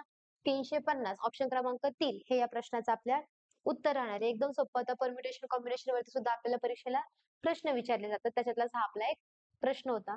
पुढचा प्रश्न बघा काय विचारला आपल्याला एकदम सोपा प्रश्न विचारलाय. एका व्यक्तीचे महिन्याचे उत्पन्न आणि खर्च 11/10च्या गुणोत्तरात आहे. जर दरवर्षी तो 12,000ची बचत करतो तर त्याचे मासिक उत्पन्न काय? आता वर्षाला 12,000ची बचत करतो म्हणजे महिन्याला किती करणार आहे? आपण पहिलं त्याची बचत काढून घेऊयात. इथं काय करणार आहे आपण 12,000 भागिले किती करणार आहे? 12 म्हणजे किती आले रे? एका महिन्याला तो 1,000ची बचत करतो. ठीक आहे, हे भेटलं. आपल्याला माहिती आहे, उत्पन्नामधून खर्च मायनस केले की आपल्याला काय भेटते? बचत भेटते. उत्पन्न किती? 11 म्हणजे 11x त्याच्यातून काय खर्च मायनस केला म्हणजे किती? 10x मायनस केलं ते आपल्याला काय भेटते? बचत भेटते. म्हणजे आपल्याला x ची व्हॅल्यू किती भेटली रे इथं? x इज इक्वल टू किती भेटलं आपल्याला? 1,000 भेटलं. आपल्याला काय विचारलं? त्याचे मासिक उत्पन्न. उत्पन्नाचं गुणोत्तर किती त्याचं? 11x मिळतं किती करणार आहे? 11 गुणिले हा 1,000 म्हणजे 1,000 इकडे किती हे 300 म्हणजे त्याचं उत्तर किती असणार आहे उत्पन्न तर 11,000 असणार आहे. ऐका ऑप्शनला बघा ऑप्शन क्रमांक 1 हे या प्रश्नाचं आपल्या उत्तर असणार आहे. त्याच्यानंतर पुढचा बघा आता. पुढचा प्रश्न बघा. ह्याच्यामध्ये सुद्धा हा पण लॉजिक बेस्ड क्वेश्चन आहे. अशा क्वेश्चन मध्ये जर लॉजिक लागलं तर सॉल्व्ह करायचं, लॉजिक नाही लागलं तर पुढे जायचं आणि एंडला ह्या क्वेश्चनला वेळ द्यायचा. आधी तिथं जर वेळ तुम्ही दिला तर पुढच्या प्रश्न जे सोपे-सोपे प्रश्न असतात ते वाचायला बऱ्याच वेळा वेळ भेटत नाही. पण ह्याचं लॉजिक एकदम सोपं लॉजिक होतं आणि अशा प्रश्नांचं लॉजिक आपल्याला पेपर झाल्यानंतर याचं लॉजिक कळतं आपल्याला, की अरे इतकं सोपं होतं आणि मला ते जमलं नाही. पण बघा काय हरकत नाही आपण बघूयात आता. 15 गुणिले 71 48, 92 गुणिले 23 55, 37 गुणिले 44 80 तर 54 गुणिले 32 बरोबर किती? एकदम सोपं बघा. ह्या दोघांची बेरीज केली 5 आणि 1 झाले 6. त्याला गुणिले केलं 7 आणि 1 झाले 8. 60 48 यांचा गुणाकार भेटला सेम. 9 आणि 2 किती झाले? 9 2 10 11. 3 आणि 2 आले तुमच्या इथं 5. 11 5 55. सेम बघा 7 8 9 10 गुणिले 4 आणि 4 आले 8. 10 गुणिले 8 किती झाले? 80 भेटलं उत्तर. सेम आपल्याला इथं करायचंय. 5 आणि 4 किती झाले? 9 गुणिले 3 आणि 2 किती झाले? 5 ह्यांचा गुणाकार 5 9 45 म्हणजे उत्तर किती आलं पाहिजे? 45. आहे का 45? ऑप्शन क्रमांक 4 हे या प्रश्नाचं उत्तर. एकदम सोपं लॉजिक होतं. त्याच्यानंतर पुढचं बघा. हे पण एकदम सोपा क्वेश्चन आहे. क्वेश्चन कळलं तर आपल्याला जमणार आहे, नाहीतर क्वेश्चन इथं जमणार नाही. पण असं वाटत होतं, की या प्रश्नामध्ये तुम्ही स्किप करून पुढे जायला पाहिजे होतं. कारण बऱ्याच जणांचा या क्वेश्चनमध्ये बराच वेळ गेला असेल. बघा, एका चौरसाचे आणि आयताचे क्षेत्रफळ एक समान आहे. जर आयताची लांबी चौरसाच्या प्रत्येक बाजूहून 5 सेमी जास्त आहे आणि आयताची रुंदी ही चौरसाच्या प्रत्येक बाजूहून 3 सेमी कमी आहे, तर आयताची परिमिती काय? ठीक आहे. आता आपल्याला दिले, की चौरसाचे क्षेत्रफळ आणि आयताचे क्षेत्रफळ आपले समान आहे. आपल्याला चौरसाचे क्षेत्रफळ माहिती आहे. काय चौरसाचे क्षेत्रफळ बघा आता. चौरसाचे क्षेत्रफळ काय आपलं? बाजूचा वर्ग. आयताचं क्षेत्रफळ काय आपलं? आयताचं क्षेत्रफळ काय आपलं? लांबी गुणिले रुंदी. हे आपल्या सगळ्यांना माहितीच आहे. ठीक आहे. मग आता बघा, ह्याच्यामध्ये काय दिले? चौरसाचे क्षेत्रफळ. आता चौरसाचं क्षेत्रफळ किंवा चौरसाची जी बाजू आहे, ती बाजूहून आपल्याला प्रत्येक ठिकाणी बाजू दिली. म्हणून चौरसाची बाजू आपण काय करू तिथं? एक्स कन्सिडर करूया. मग बघा, चौरसाची बाजू जर आपण एक्स घेतली, तर इथे किती येणार आहे? एक्सचा वर्ग येणार आहे. त्याच्यानंतर बघा, त्याच्यानंतर सेम आपल्याला माहिती आहे चौरसाचे काय सांगितलं. आता बघा, आयताची जी लांबी, आता बघा गणितामध्ये काय सांगितलंय? आयताची बघा, चौरसाच्या प्रत्येक बाजूहून 5 सेमी जास्त काय रे आयताची लांबी आहे. ठीक आहे. चौरसाची बाजू x असेल तर 5 सेमीहून जास्त काय भेटली आपल्याला? त्याची लांबी भेटली. त्याच्यानंतर पुढे बघा काय दिलं आपल्याला? चौरसाची रुंदी चौरसाच्या प्रत्येक बाजून 3 सेमीने काय रे? कमी आहे. ठीक आहे. मग चौरसाच्या बाजू गुणिले किती करणार आहे? x मायनस 3 करणार आहे आपण. ठीक आहे. हा एक सेपरेट ब्रॅकेट, हा एक सेपरेट ब्रॅकेट यांचा आपल्याला गुणाकार करायचा आहे. मग x square is equal to x गुणिले x किती झाला? x स्क्वेअर प्लसचं साइन त्याच्यानंतर सॉरी मायनसचं साइन येणार आहे इथं. x गुणिले 3 किती आला इथे? 3x आला. त्याच्यानंतर परत 5 गुणिले x प्लस 5x त्याच्यानंतर मायनस प्लस मायनस मायनस 5 3 15 आला. ठीक आहे. एकदम सोपं. x स्क्वेअरला x स्क्वेअर काय झाला? कॅन्सल झाले. त्याच्यानंतर इथे किती आले रे? 2x मायनस 15 म्हणजे आपल्याला काय करायचंय? x ची व्हॅल्यू काढायची. 2x इज इक्वल टू 15 झाला. x ची व्हॅल्यू ही आपली बेस 14 म्हणजे किती आली रे इथं? 7.5 आली. ठीक आहे. तर आता आपल्याला काय विचारलंय, की त्या आयताची परिमिती किती? परिमितीच विचारली ना बघा. परिमिती विचारली का आपल्याला? क्षेत्रफळ विचारले. तर आपल्याला आयताची परिमिती विचारली. x ची व्हॅल्यू आपल्याला भेटली. आयताची लांबी किती आपली? x प्लस 5 इथे घेतले 7.5 प्लस 5 ठीक आहे. किती आले? 7 5 12 म्हणजे किती आले इथे? 12.5 ही काय आली त्याची लांबी आली. ठीक आहे. त्याच्यानंतर रुंदी किती दिलेली आहे बघा? x मायनस 3 x ची व्हॅल्यू किती आली आपली? इथं 7.5 मायनस 3 ठीक आहे. 7तनं 3 गेले किती आली रे इथं? 4.5 आली. बरोबर आहे. त्याच्यानंतर आपल्याला काय विचारलंय बघा त्यांनी? तर आपल्याला काय विचारलं की त्याचं आयताची परिमिती आपल्याला माहिती 2 ब्रॅकेटमध्ये L प्लस 2 कंसात लांबी अधिक रुंदी मग 2 कंसामध्ये 12.5 प्लस 4.5 यांची बेरीज करा पहिली चला 12.5 प्लस 4.5 इथं आले 0 इथं आला 1 4 आणि 2 आले 6 आणि 1 7 आणि 1 आली 17 म्हणजे किती आले यांची पॉईंट आणि त्याचा 1 0 निघून गेला म्हणजे 2 गुणिले 17 17 दुने 34 म्हणजे त्या आयताची परिमिती किती आली रे 34 बघा एका ऑप्शनला परिमिती 34 आली बघा ऑप्शन क्रमांक 4 हे आपल्या प्रश्नाचं काय आलं उत्तर 34 जे काय आलं असेल ते फक्त एक्स कन्सिडर करून आपण हे सॉल्व्ह केलेले त्याच्यानंतर पुढचा प्रश्न बघा एकदम सोपा प्रश्न आहे बघा हा पण शेजारील वर्तुळाच्या त्रिज्या 7 सेमी तर रेखांकित भागाचे क्षेत्रफळ किती बघा आता त्रिज्या म्हणजे हा जो मिड पॉइंट असेल तर इथून ही काय झाली रे त्रिज्या ही 7 आहे ठीक आहे त्रिज्या 7 भेटली त्याच्यानंतर आपल्याला माहिती की इकडचा जो पार्ट असतो ही पण सेम त्रिज्या असते ही पण 7 ही पण 7 म्हणजे ही पूर्ण लाईन किती झाली आपली 14 म्हणजे ही पण सेम लाईन किती झाली आपली 14 सेमी झाली असं आपण म्हणू शकतो बरोबर आहे मग बघा आता तुम्हाला काय विचारलं रेखांकित भाग हा जो काही रेखांकित केलेला भाग आहे हा रेखांकित भागाचे काय काढायचे आपल्याला क्षेत्रफळ काढायचे आणि रेखांकित भागाचे क्षेत्रफळ म्हणजे काय रे सेम आपलं जे काही हे चौरसाचं क्षेत्रफळ आहे, हा बाहेर काय रे चौरस आतमध्ये काय रे वर्तुळ मग ह्याच्यामध्ये काय आपलं रेखांकित भागाचे क्षेत्रफळ बरोबर हे चौरसाचे क्षेत्रफळ मायनस काय करायचे वर्तुळाचे क्षेत्रफळ ठीक आहे वर्तुळाचे क्षेत्रफळ करायचे चौरसाचं क्षेत्रफळ आपल्याला माहिती काय रे बाजूचा वर्ग चौरसाची बाजू किती आपली 14 म्हणजे इथे काय करणार आपण 14चा वर्ग वर्तुळाचं क्षेत्रफळ काय आपल्याला माहिती आहे वर्तुळाचं क्षेत्रफळ काय पाय आर स्क्वेअर पायची व्हॅल्यू किती आपली इथं मायनस साइन आहे 22/7 गुणिले आर किती आपला 7 म्हणजे 7 गुणिले 7 करणार 7 ला 7 कॅन्सल झाला 14चा वर्ग आपला किती आला 196 मायनस इथे किती आले 7 दुने 14 7 दुने 14 आणि 1 15 म्हणजे किती 154 यांची वजाबाकी करा 196 मायनस 154 6 4 गेले किती राहिले 2 आणि 19 मधून 15 16 17 18 19 म्हणजे 4 आले म्हणजे किती आले रे त्यांचं चौरसाचं जे काही रेखांकित भागाचं क्षेत्रफळ आहे रेखांकित भागाचं क्षेत्रफळ किती आलं आपलं 42 चौरस सेंटीमीटर ऑप्शन क्रमांक 2 हे या प्रश्नाचं उत्तर असणार आहे एकदम सोपं होतं हे पण त्याच्यानंतर पुढचा प्रश्न बघा पुढचा आपला 58वा क्वेश्चन हा पण एकदम सोपा क्वेश्चन आहे बघा एका व्यक्तीने एक पुस्तक 891 रुपयाला विकले असता त्यावर त्याने 10% नफा कमवला तर पुस्तकाची खरेदी किंमत काय एकदम सोपं आहे बघा जर पुस्तकाची खरेदी किंमत 100 असेल 10% नफ्याने त्याने विकले म्हणजे किती आले विक्री किंमत 110 आली 100च्या इक्वेशनने सॉल्व्ह करायचे असे गणित सेम मग किती रुपयाला विकले त्यांनी 891 रुपयाला विकले तर खरेदी किंमत किती करा आता तिरकस गुणाकार मग बघा 891 गुणिले 100 भागिले किती घेतले इथं 110 घेतला हा 0 ला हा 0 कॅन्सल झाला 11 एके 11 11 अठ्ठे 88 एक इथं आला 89 परत 11 एके 11 11 गुणिले 10 किती झाले रे 810 म्हणजे त्या पुस्तकाची जी काही खरेदी किंमत होती ती किती होती 810 बघा एका ऑप्शनला 810 ऑप्शन क्रमांक 3 हे आपल्या प्रश्नाचं उत्तर आलंय त्याच्यानंतर पुढचा प्रश्न बघा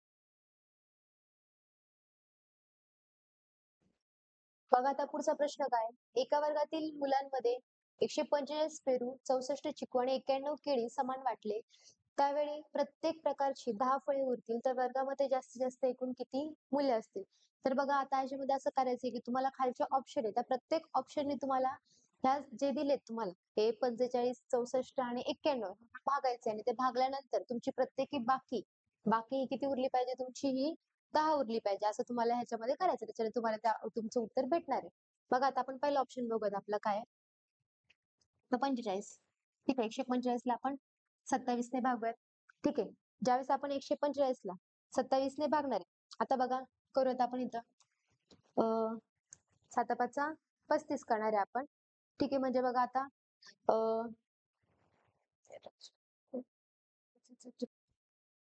बघा 7 5 35 म्हणजे किती येणार आहे आपलं 27 5 135 येणार आहे म्हणजे बघा 27 1 27 5 135 145 मधून 135 गेले बाकी किती उरती आपली 10 उरली पुढे बघूयात आपली उरती का परत पुढचा ऑप्शन घेतला आपण 64 भागिले 27 7 घेता बघा 7 दुने 14 आता म्हणजे किती 27 1 27 27 दुने 54 म्हणजे 64 मधून 54 गेले की किती उरती आपली 10 उरली. इथे पण उरली.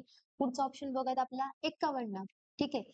आता बघा 7 त्रिक 21 म्हणजे 27 त्रिक जर आपण बघितलं तर ते किती येतात 81. 27 त्रिक आपले 81 येतात आणि 91 मधून 81 गेलं. परत बाकी किती उरतील 10. म्हणजे पुढचे ऑप्शन आपल्याला चेक करण्याची गरजच नाही पडली. पहिल्या ऑप्शनमध्येच आपल्याला उत्तर भेटलं म्हणजे या प्रश्नाचं उत्तर किती आलं आपला ऑप्शन क्रमांक 1 27. त्याच्यानंतर पुढचा प्रश्न बघा.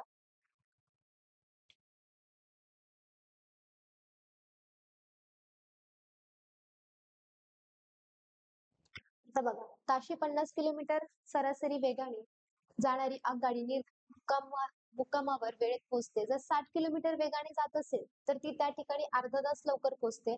तर आगगाडीने एकूण किती प्रवास केला? आपल्याला किती प्रवास केला ते आपल्याला अंतर काढायचंय. ठीक आहे. आता बघा ह्याच्यामध्ये आपल्याला एकदम सोपं आहे, की वेळेतील फरक किती वेळामध्ये दोघांमधले की जो काही फरक झाला, तो वेळेतील फरक किती आहे? दोघांमधला वेळेचा फरक हा किती आहे रे?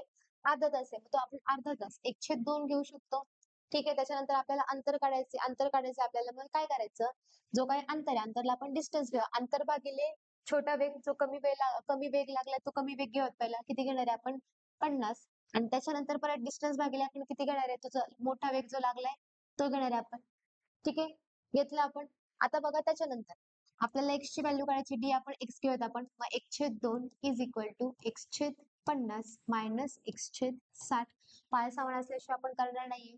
मग 1/2 इज इक्वल टू इथे येणार आहे आपले 60x मायनस इथे येणार आहे आपले 50x आणि इथे किती करणार आहे आपण 50 गुणिले 60 करणार आहोत. बरोबर. 60x मधून 50x गेले. इथे किती राहिले? 10x. इकडे जे भागले तिकडे गेल्यावर ते गुणिले होणार आहे. म्हणजे कसं करणार आहे? 6 30 आणि पुढचे हे 2 शून्य भागिले हा 2 करणार आहे आपण. मग इथे किती आले? 15 आणि पुढचे हे 2 शून्य म्हणजे इथे आले 1500. इकडचा हा गुणिले 10. इथे आल्यावरती काय झालं रे? भागिले 10 0 0 कॅन्सल झाला. म्हणजे x जो आपला डिस्टन्स होता तो किती आला रे? 150 आला. तर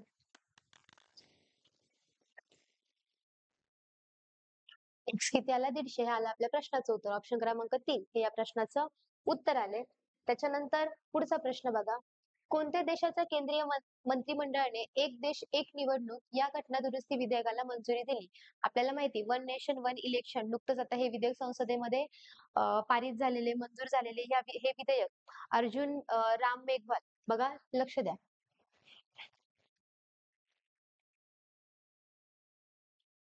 अर्जुन राम मेघवाल यांनी हे विधेयक मांडलं होतं आणि ह्याच्यासाठी एक समिती नेमली होती. जी समिती रामनाथ कोविंद यांच्या अध्यक्षतेखाली ही समिती नेमली होती. जो काही आढावा आहे, सगळ्या ह्या समितीने नेमला होता आणि हे विधेयक काय झालेलं आहे संसदेमध्ये पारित झालेले आहे. म्हणजे हे जे विधेयक आहे किंवा ही जी घटना दुरुस्ती आहे, विधेयकाला मंजुरी कोणत्या देशामध्ये झाली? तर आपल्या भारत देशामध्ये झाली. ऑप्शन क्रमांक 3 हे या प्रश्नाचं उत्तर असणार आहे. त्याच्यानंतर पुढचा प्रश्न बघा. महिला प्रीमियर लीग WPLच्या लिलावात कोणती क्रिकेटपटू ही सर्वात महागडी ठरलेली आहे? तर बघा आत्ताच नुकताच IPL आणि WPL दोन्हीचा सुद्धा लिलाव झालेला आहे. तर WPLच्या मध्ये ह्या वर्षीचे जो काही आहे, जो काही लिलाव झाला, त्या लिलावामध्ये सगळ्यात महागडी खेळाडू ठरलेली आहे मुंबईची सिमरन शेख. मुंबईची आहे सिमरन शेख. त्याच्यामुळे हा मुंबईच्या ह्याच्यावरती प्रिडिक्शन लेव्हलवरचा प्रश्न जातो. सिमरन शेख ही सर्वात महागडी खेळाडू ठरलेली आहे. त्याच्यानंतर पुढचा प्रश्न बघा. प्रसिद्ध तबला वादक उस्ताद झाकीर हुसेन यांचे निधन झाले. नुकतेच त्यांचे निधन झाले. त्यांना कोणत्या वर्षी भारत सरकारने पद्मविभूषण या पुरस्काराने सन्मानित केलेले आहे? तर बघा गेल्या वर्षीच म्हणजे 2023 ला ह्या झाकीर हुसेन यांना भारत सरकारने भारताचा जो काही दुसऱ्या क्रमांकाचा सर्वोच्च पुरस्कार आहे पद्मविभूषण, त्या पद्मविभूषणनी त्यांना सन्मानित करण्यात आलेले. कधी तर 2023 मध्ये त्यांना पद्मविभूषण बरोबर त्यांना पद्मश्री त्याच्यानंतर पद्मभूषण हे तीनही पुरस्कार त्यांना भेटलेले आहेत. हे तिन्ही पुरस्कार ते विजेते आहेत. हे लक्षात ठेवा. नुकतंच त्यांचं निधन झालेलं त्याच्यामुळे करंट वरती आपण निधन वार्तामध्ये हा आपला प्रश्न जाऊ शकतो. त्याच्यानंतर पुढचा प्रश्न बघा. भारतातील पहिली मधुमेह बायोबँक कोणत्या शहरात स्थापन करण्यात आलेली आहे? आता बघा ह्या प्रश्न तर याचं उत्तर ऑप्शन क्रमांक 1 चेन्नई हे झालेले आहे बघा. त्याच्यानंतर पुढचा प्रश्न बघा. 2024 चा साहित्य अकादमी पुरस्कार कोणाला जाहीर झालेला आहे? तर बघा 2024 चा नुकताच साहित्य अकादमी पुरस्कार जो जाहीर झालेला आहे तो डॉक्टर सुधीर रसाळ यांना जाहीर झालेला ऑप्शन क्रमांक 1 हे या प्रश्नाचं उत्तर असणार आहे. त्याच्यानंतर पुढचा प्रश्न बघा. भारताच्या ईशान्येकडील भागात डॅश डॅश प्रकारची शेती केली जाते. आता हा स्थलांतरित शेतीचा प्रकार आहे. आपल्याला स्थलांतरित शेतीवरती प्रश्न विचारला जातो. भारतातील राज्यांमध्ये विचारला जातो किंवा वेगवेगळ्या देशांमध्ये सुद्धा विचारला जातो. मग आपल्याला ईशान्येकडील भाग कोणत्या शेतीचा प्रकार केला जातो हा आपल्याला विचारला गेलेला आहे. तर ईशान्येकडील भागामध्ये बघा झुमच्या शेतीचा प्रकार केला जातो. ऑप्शन क्रमांक 1 या प्रश्नाचं उत्तर आहे. त्याच्यानंतर हा जो कुंबडीचा शेतीचा प्रकार आहे हा पश्चिम भागामध्ये केला जातो. हा जो काही कुंभी शेतीचा स्थलांतरित शेतीचा प्रकार आहे हा पश्चिम भागामध्ये केला जातो हे लक्षात ठेवा. त्याच्यानंतर पुढचा प्रश्न बघा. छोटा नागपूर पठार खालीलपैकी कोणत्या राज्याचा भाग आहे? तर बघा छोटा नागपूर पठार हा जो आहे तो खनिज संपत्तीने झालेला आहे. तिथे मोठ्या प्रमाणामध्ये खनिज संपत्ती असलेली आढळून येते. तर हे जे पठार आहे हे पठार झारखंड राज्याचा भाग आहे. ऑप्शन क्रमांक 3 हे या प्रश्नाचं उत्तर असणार आहे. बघा त्याच्यानंतर पुढचा प्रश्न बघा.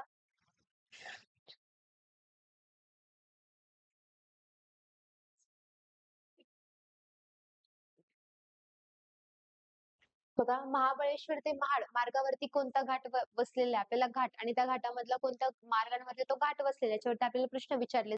तर बघा महाबळेश्वर ते महाड या मार्गावरती आपला आंबेनळी हा घाट आहे. ऑप्शन क्रमांक 3 हे या प्रश्नाचं उत्तर असणार आहे. त्याच्यानंतर बघा नुकतेच महाराष्ट्र विधान परिषद सभापती म्हणून कोणाची नियुक्ती झाली आहे? तर बघा विधान परिषदेचे सभापती म्हणून राम शिंदे ऑप्शन क्रमांक 2 यांची नेमणूक झाली आहे. आणि विधानसभेचे सभापती म्हणून राहुल नार्वेकर यांची नेमणूक झाली. विधान परिषद विधान आणि सभा ह्या दोन मध्ये कन्फ्युज होऊ नका. दोन्ही नावांमध्ये कन्फ्युज होऊ नका. विधान परिषद म्हटलं तर राम शिंदे आलं पाहिजे. विधानसभा म्हटलं तर राहुल नार्वेकर हेच उत्तर आलं पाहिजे. हे लक्षात ठेवा. त्याच्यानंतर पुढचा प्रश्न बघा आपला. अचूक नसलेली जोडी ओळखा. म्हणजे तुम्हाला चुकीची जोडी ओळखायची. अचूक नसलेली म्हणजे चुकीची जोडी ओळखायची आहे. महाराष्ट्रातील पहिले पुस्तकाचे गाव भिलार. बरोबर आहे. आपल्याला सगळ्यांना माहितीच आहे.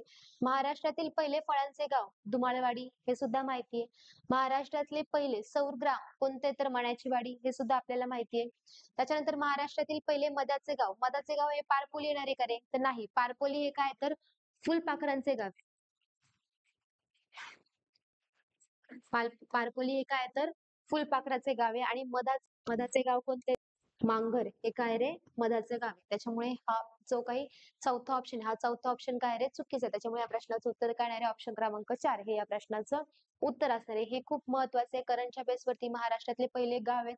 ह्याच्यावरती तुम्हाला परीक्षेला प्रश्न विचारला जाऊ शकतो आणि त्यातल्या त्यात महत्वाचं म्हणजे मण्याची वाडी. ह्याच्यावरती तुम्हाला राष्ट्रीय ग्राम पुरस्कार सुद्धा त्याला मिळालेले आहे. त्याच्यामुळे हे फार महत्वाचं आहे. मण्याची वाडी कोणत्या राज्यामध्ये, कोणत्या जिल्ह्यामध्ये, कोणत्या तालुक्यामध्ये हे व्यवस्थित सगळं करून चाल. त्याच्यानंतर पुढचा प्रश्न बघा. ऑस्कर पुरस्कार 2024 मध्ये अभिनेत्रीचा कोणाला जाहीर झालेला आहे? आता झालं होतं मध्ये तर बघा 2024 चा ऑस्कर पुरस्कार हा एम्मा स्टोन ह्याला झालेला आहे. ती पहिली आशियाई महिला सुद्धा आहे. त्याच्यामुळे हा महत्वाचा प्रश्न आहे. तिच्यावरती प्रश्न विचारला जाऊ शकतो. त्याच्यानंतर बघा नातूवाडी हा जलसिंचन प्रकल्प खालीलपैकी कोणत्या जिल्ह्यामध्ये आहे? तर बघा नातूवाडी हा जलसिंचन प्रकल्प ऑप्शन क्रमांक 4 रत्नागिरी या जिल्ह्यामध्ये नुकताच राज्यसेवामध्ये पूर्व परीक्षेला हा प्रश्न विचारला गेला होता. वन लाईनरचा क्वेश्चन आहे म्हणून आपल्याला पुढे प्रेडिक्शन वरती आपण हा क्वेश्चन घेतला होता. त्याच्यानंतर पुढचा प्रश्न बघा. डॅश डॅश ही मानवी शरीरातील दुसरी सर्वात मोठी ग्रंथी आहे. तर बघा मानवी सर्वात मोठी ग्रंथी आपल्याला माहिती आहे कोणती? तर यकृती काय तर सर्वात मोठी ग्रंथी आहे. पण दुसऱ्या क्रमांकाची सर्वात मोठी ग्रंथी कोणती आहे रे? तर स्वादुपिंड. ऑप्शन क्रमांक 4 हे या प्रश्नाचं उत्तर असणार आहे. त्याच्यानंतर बघा पुढचा प्रश्न.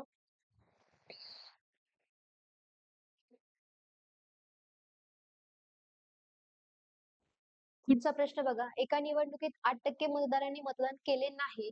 या निवडणुकीत फक्त 2च उमेदवार होते. निवडून आलेल्या उमेदवारास एकूण मतांच्या 48% मते मिळून त्याने 1100 मतांनी दुसऱ्या उमेदवारास पराभव केला तर निवडणुकीत एकूण मतदार किती? सेम रिपीटेड क्वेश्चन झाला. सेम पॅटर्न झाला आपला. बघा 8% लोकांनी मतदान केलेले नाही म्हणजे किती जणांनी मतदान केलेले रे? आता 100 मायनस किती करणार आहे आपण? 8 करणार आहे. ठीक आहे. 8% मतदान केलेले नाही. बरोबर आहे. मग 100 मायनस किती करणार आहे आपण? 100 मायनस 8 करणार आहे. ठीक आहे. म्हणजे इथे किती आले रे? 10तनं 8 गेले. म्हणजे किती राहिले इथे तुमचे आले 2 आणि इथे किती आले रे मग? 9 आले. म्हणजे किती? 92% लोकांनी मतदान केलेले. मग एकूण मतदार किती झाले? 92 झाले. ठीक आहे. एकूण किती झाले? 92. त्याच्यापैकी बघा आता पुढच्या प्रश्न पुढे काय सांगितले त्यांनी? 48% मतं मिळालेल्या उमेदवारांनी काय झालंय? निवडून आलेल्या उमेदवाराला 48% म्हणजे जिंकलेल्या उमेदवाराला किती भेटले आपल्याला 48% भेटले. किती भेटलेत 48. मग 92 मधून 48 गेले. मग त्याला किती भेटणार आहे? 8, 9, 10, 11, 12 म्हणजे इथे किती भेटले? 44. हा तुमचा जिंकलेला उमेदवार आहे. आणि हा कोणता आहे तर हारलेला उमेदवार. ठीक आहे. त्याला 48 आणि यांना 44. दोघांच्या मतांमधला फरक किती टक्केचा आला रे? सेम 4% फरक आला. बरोबर. आणि त्यांच्यामध्ये जो काही मतांचा फरक आहे तो किती आला? 1100 मतांचा आला. म्हणजे आपले 4% म्हणजेच आपण किती करणार आहे बघा सारखं सेम इक्वेशन करणार. 4% म्हणजे किती आपले हे 1100. तर 100% म्हणजे किती?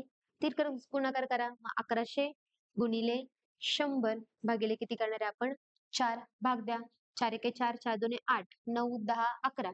इथे येणार आहे परत 4 साता 28, 29, 30. इथं आले 2. परत 4 पंचे 20. म्हणजे हे किती आले? 275 आणि पुढचे हे 2 शून्य म्हणजे 27,500 हे एकूण मतदान झालेले आहे का ऑप्शनला 500. ऑप्शन क्रमांक 4 हे या प्रश्नाचं आपलं उत्तर येणार आहे. ऑप्शन क्रमांक 4 27,500 एकूण मतदान झालेले.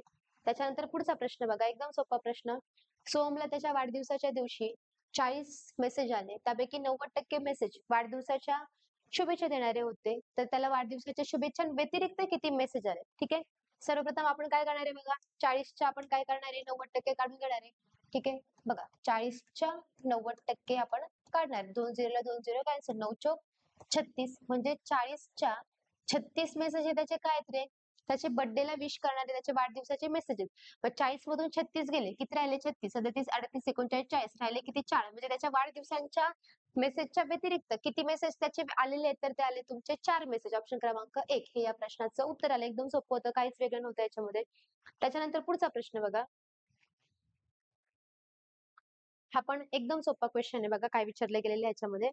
तर बघा जेव्हा एक जागा 18,700 ला विकली तेव्हा त्या मालकाचे 15% नुकसान झाले.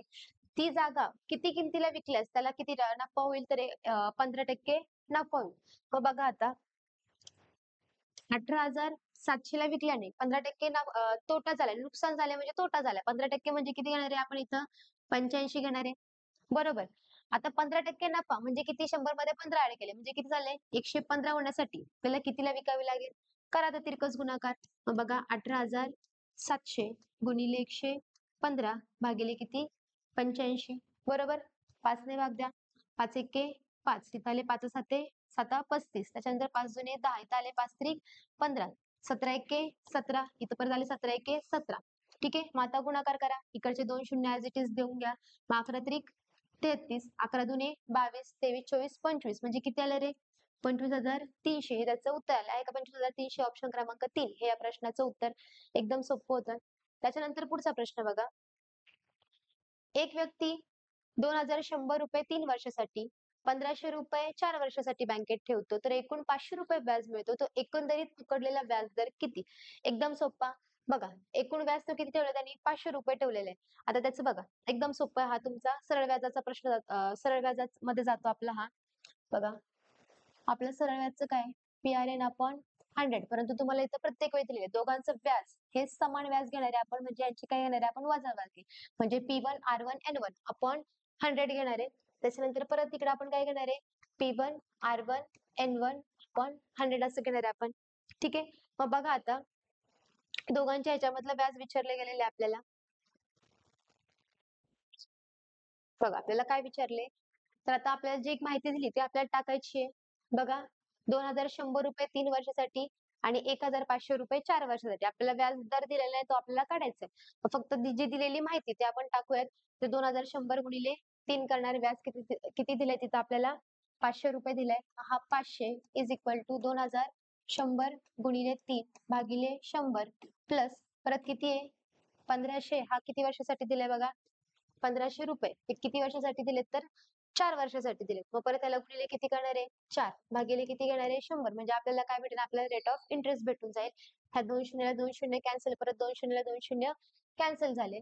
मग बघा आता इथं इथं आपण आर हा एकच घेऊयात. R1 R1 घेतला तरी तो एकच होऊन जाईल आपला. 3 एके 3, 3 दुने 6 प्लस इथं बघा 5 चोक 20 त्याच्यानंतर 4 एके 4, 5, 6 म्हणजे इथे किती झाले रे? 60 झाले. इथं तो आपला काय येणार आहे? R1 इथं काय येणार आहे आपला R1 येणार आहे. मग इथं आले 3. त्याच्यानंतर 6 आणि 6 12 126 126 काय झाले आपले R1 आलेले. आता तो 126 R1 आलेला आहे. इथं आपलं काय रे 500. मग आपल्याला इथं काय जाणार 500 भागिले हा 126 येणार आहे इज इक्वल टू आपला काय येणार आहे रे R1 येणार आहे. आता बघा ह्यांना ज्यावेळेस आपण भाग देतो त्यावेळेस भाग दिल्यानंतर आपलं उत्तर हे एकंदरीत आपलं उत्तर 4.06% हे आपलं उत्तर येतं. त्याच्यामुळे जो काही रेट ऑफ इंटरेस्ट आला तो किती आला तर 4.06 ऑप्शन क्रमांक 2 हे या प्रश्नाचं आपल्या उत्तर असणार आहे. त्याच्यानंतर पुढचा प्रश्न बघा काय विचारलाय.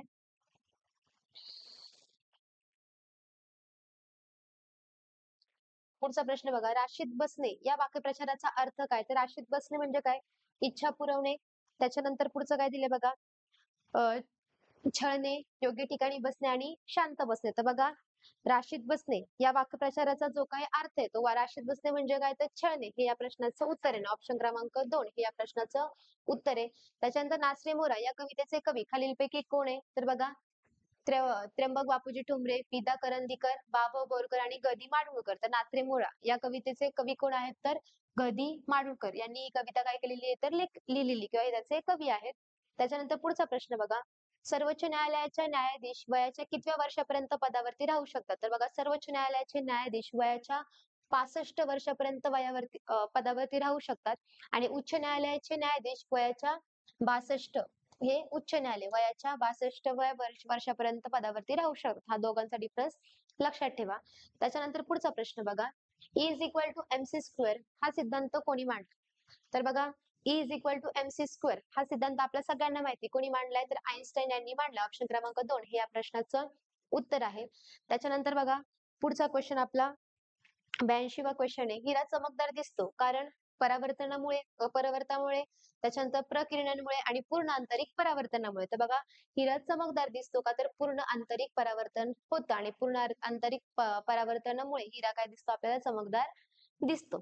त्याच्यानंतर बघा पुढचा प्रश्न आपला 83वा पुढचा प्रश्न काय बघा मोबाईल फोनच्या परिभाषेत सिम चा अर्थ काय सिम जे आपण आपल्या फोन मध्ये टाकतो सिम कार्ड जे आपण म्हणतो त्या सिमचा लॉंग फॉर्म काय असं विचारलंय बघा subscriber identify module subscriber identification model service improvement model आणि चौथा ऑप्शन काय दिलाय बघा तुम्हाला सर्व्हिस आयडेंटिफिकेशन मॉडेल. तर बघा या प्रश्नाचं उत्तर काय तर ऑप्शन क्रमांक 1 सबस्क्रायबर आयडेंटिफाय मॉड्यूल हे या प्रश्नाचं उत्तर आहे. सिम कार्ड आपलं जो सिम कार्ड आहे मोबाईल मध्ये सिम टाकतो आपण त्या सिमचं लॉंग फॉर्म आहे सबस्क्रायबर आयडेंटिफाय मॉड्यूल हे या प्रश्नाचं आपल्या उत्तर असणार आहे. तर बघा पुढचा प्रश्न बघा काय तारपा हे वाद्य कशाशी संबंधित आहे. आता बऱ्याच वेळा आपल्याला वाद्य आणि ते कशापासून बनवले किंवा वाद्य आणि वादक असा प्रश्न विचारला जातो. त्यातला हे महत्वाचं आहे की तारपा हे वाद्य कशाशी संबंधित आहे म्हणजे कशापासून बनवलं जातं थोडक्यात हे तर बघा वाळलेला तंबू वाळलेला नारळ वाळलेला भोपळा आणि वाळलेला साप. तर तारपा हे वाद्य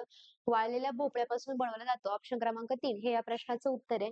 त्याच्यानंतर पुढचा प्रश्न बघा कोणते शहर वाईन कॅपिटल ऑफ इंडिया म्हणून ओळखले जाते तर बघा आपल्या महाराष्ट्रामधला नाशिक जिल्हा ज्या नाशिक जिल्ह्यामध्ये द्राक्षांचं पीक हे मोठ्या प्रमाणामध्ये घेतलं जातं आणि आपल्या सर्वांना माहिती आहे की द्राक्षांपासून जी वाईन बनवली जाते ती संपूर्ण देशभर प्रसिद्ध आहे. त्याच्यामुळे वाईन कॅपिटल ऑफ इंडिया असं कोणत्या शहराला म्हटलं जातं तर नाशिक या शहराला म्हटलं जातं कारण तिथे पिकणाऱ्या द्राक्षापासून ती वाईन बनवली जाते म्हणून त्याला वाईन कॅपिटल ऑफ इंडिया असं म्हटलं जातं. त्याच्यानंतर पुढचा प्रश्न बघा साताऱ्याजवळ वसलेल्या फुलांच्या दरीचे नाव कोणते आहे असं विचारलं गेलेले तर बघा राधानगरी चिखलदरा बांबवली टिपेश्वर. जर तुम्ही इलिमिनेशन केलं तर लगेच निघून जाते बघा तुमचं ह्याचं उत्तर काय तर ऑप्शन क्रमांक 3 बांबवली हे आहे. टिपेश्वर यवतमाळमध्ये म्हणून ते येणार नाही चिखलदरा अमरावतीमध्ये म्हणून ते येणार नाही राधानगरी कोल्हापूरमध्ये म्हणून ते येणार राहिलेला एकच ऑप्शन म्हणजे साताऱ्यामधला बांबवली. जरी तो माहिती नसेल तरी इलिमिनेशन पद्धतीने तुम्ही या प्रश्नाचं उत्तर काढू शकत होतात. त्याच्यानंतर पुढचा प्रश्न बघा धुवाधार धबधबा कोणत्या नदीवर आहे तर बघा जो धबधबा आहे धुवाधार धबधबा ऑप्शन क्रमांक 2 म्हणजे नर्मदा नदीवरती वसलेला आहे हे लक्षात ठेवा.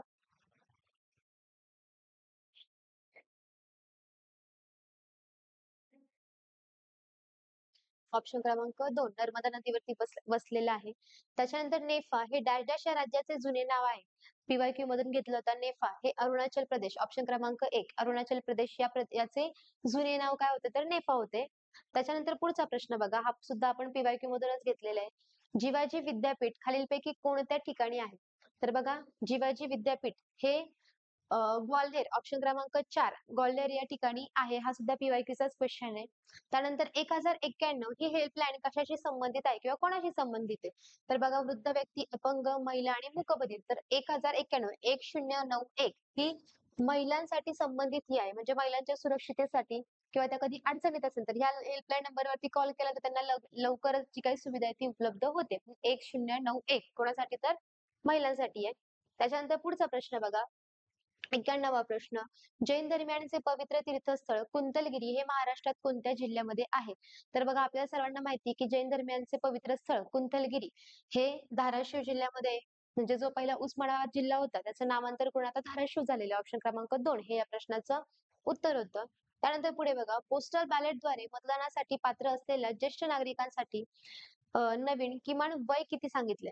तर बघा पोस्टल बॅलेटसाठी मतदानाचं जे काही वय सांगितले गेलेले ते मतदानाचं वय 85 वर्ष इतकं सांगितले. म्हणजे जे काही वृद्ध नागरिक आहे, ज्येष्ठ नागरिक आहे त्यांचं 85 वय वर्ष असेल तर ते पोस्टल बॅलेट द्वारे काय केलं मतदान करू शकतात.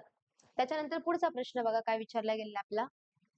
93वा क्वेश्चन. तांबड्या रक्तपेशी डॅश डॅश मध्ये तयार होतात. तर बघा अस्थिमज्जामध्ये, मूत्रपिंडामध्ये, छोट्या आतड्यांमध्ये आणि यकृतामध्ये. तर बघा तांबड्या रक्तपेशी या अस्थिमज्जेमध्ये तयार होतात. ऑप्शन क्रमांक 1 हे या प्रश्नाचं उत्तर आहे. त्याच्यानंतर पुढचा प्रश्न बघा.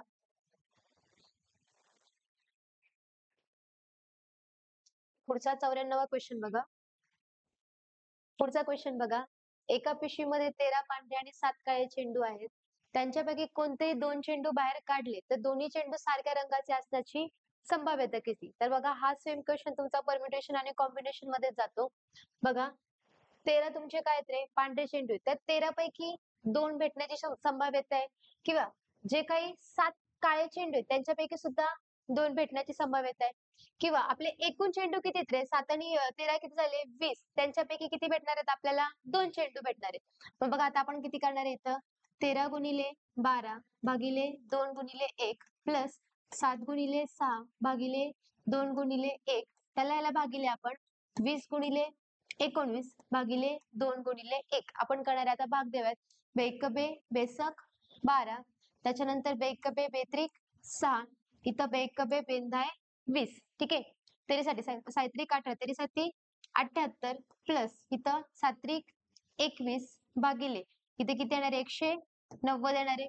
ठीक आहे बेरीज करायची 8 आणि 1 झाले 9 7 आणि 2 झाले 9 भागिले 190 99 भागिले 190 आहे का ऑप्शनला बघा. चौथा ऑप्शन 99 भागिले 190 हे आपल्या प्रश्नाचं उत्तर आलं. त्याच्यानंतर पुढचा प्रश्न बघा काय दिलाय. एका शंकूच्या पायालगतच्या वर्तुळाची त्रिज्या 21 सेमी आहे तसेच त्याची उंची 10 सेमी आहे तर त्याचे घनफळ किती? तर बघा ह्याच्यासाठी तुम्हाला शंकूच्या घनफळाचा जो काही फॉर्म्युला आहे तो पाठ असावा लागणार आहे. शंकूच्या घनफळाचा फॉर्म्युला काय एकदम सोपा आहे बघा. 1/3 गुणिले पाय आर स्क्वेअर एच हा काय त्याच्या घनफळाचा फॉर्म्युला आहे. मग 1/3 गुणिले पायची व्हॅल्यू सगळ्यांना माहिती 22/7 गुणिले त्याच्यानंतर आर ची व्हॅल्यू किती आहे? 21 मग 21 गुणिले 21 त्याच्यानंतर गुणिले जी काही उंची हाईट किती दिलेली आहे तर बघा 10 दिलेली आता भाग द्या.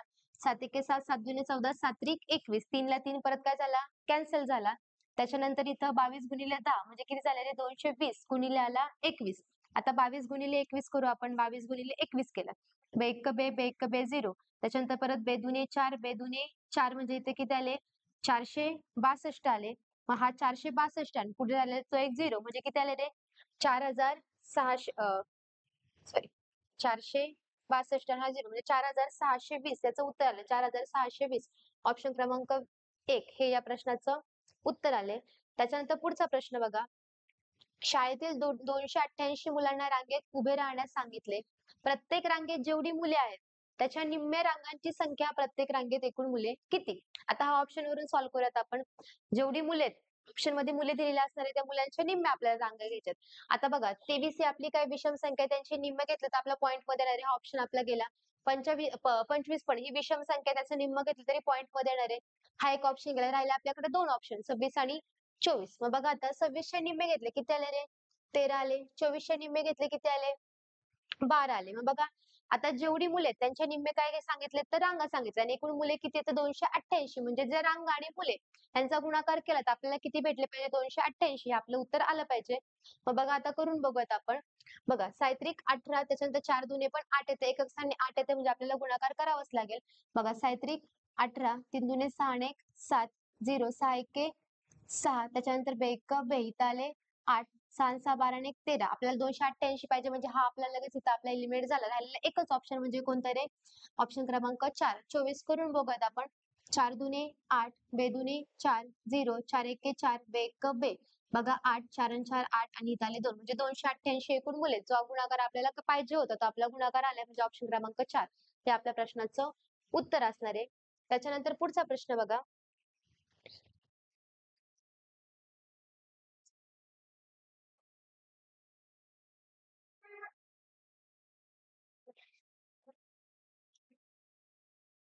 पुढचा प्रश्न बघा काय सांगितलंय. भारतीय संविधान हे भारतीय जनतेच्या इच्छेनुसार असावे असं कोण म्हटलं होतं? तर बघा पंडित जवाहरलाल नेहरू, त्याच्यानंतर मानवेंद्र रॉय, महात्मा गांधी आणि डॉक्टर बाबासाहेब आंबेडकर. तर आपल्या सगळ्यांनाच माहिती की भारताचे संविधान हे जनतेच्या इच्छेनुसार असावे अशी एक इच्छा व्यक्त करणारे एकमेव व्यक्ती होते म्हणजे ते कोण? तर महात्मा गांधीजी. ऑप्शन क्रमांक 3 हे या प्रश्नाचं उत्तर असणार आहे. त्याच्यानंतर पुढचा प्रश्न बघा 98वा क्वेश्चन. संसदेने नागरिकत्वाचा कायदा केव्हा संमत केला? जो काही भारताचं नागरिकत्व आहे, त्या नागरिकत्वाचा जो कायदा आहे म्हणजे जे भारतामध्ये राहणारे व्यक्ती किंवा दुसऱ्या देशातून भारतामध्ये स्थलांतरित झालेले व्यक्ती किंवा भारतामधून दुसऱ्या देशामध्ये झालेले स्थलांतरित झालेले व्यक्ती यांना ज्यांचं जे काही नागरिकत्व आहे, तो नागरिकत्वाचा कायदा संसदेने केला होता. मग तो संसदेने तो कायदा कोणत्या वर्षी संमत केला? तर 1955 चा आपल्याला माहिती आहे नागरिकत्वाचा कायदा 1955 या वर्षी संमत झाला होता. त्याच्यानंतर पुढचा प्रश्न बघा. भारतीय संविधानाच्या कोणत्या कलमात मार्शल लॉ हा कायद्याचा उल्लेख करण्यात आलाय? तर बघा मार्शल लॉ कलम 31, 32, 33 आणि 34. तर बघा मार्शल एक कलम 34 ऑप्शन क्रमांक 4 म्हणजे जो काही आता ह्याच्यामध्ये सांगितलं आपण की मिलिटरी कायदा म्हणजे ज्या ठिकाणी फक्त आर्मीचं किंवा मिलिटरीच्या लोकांचं जे काही त्यांनी कायदा केलेला असतो त्यांचं जे त्यांनी एखादा कायदा केला असेल तर त्या कायद्यानुसार किंवा तिथं दुसरे व्यक्ती किंवा आपण दुसरा कायदा आपण कोणताही करू शकत नाही. हा कायदाच म्हणजे काय तर आपला हा मार्शल लॉ असतो ऑप्शन क्रमांक 4 म्हणजेच कोणता कलम कलम 34. त्याच्यानंतर पुढचा बघा शेवटचा क्वेश्चन.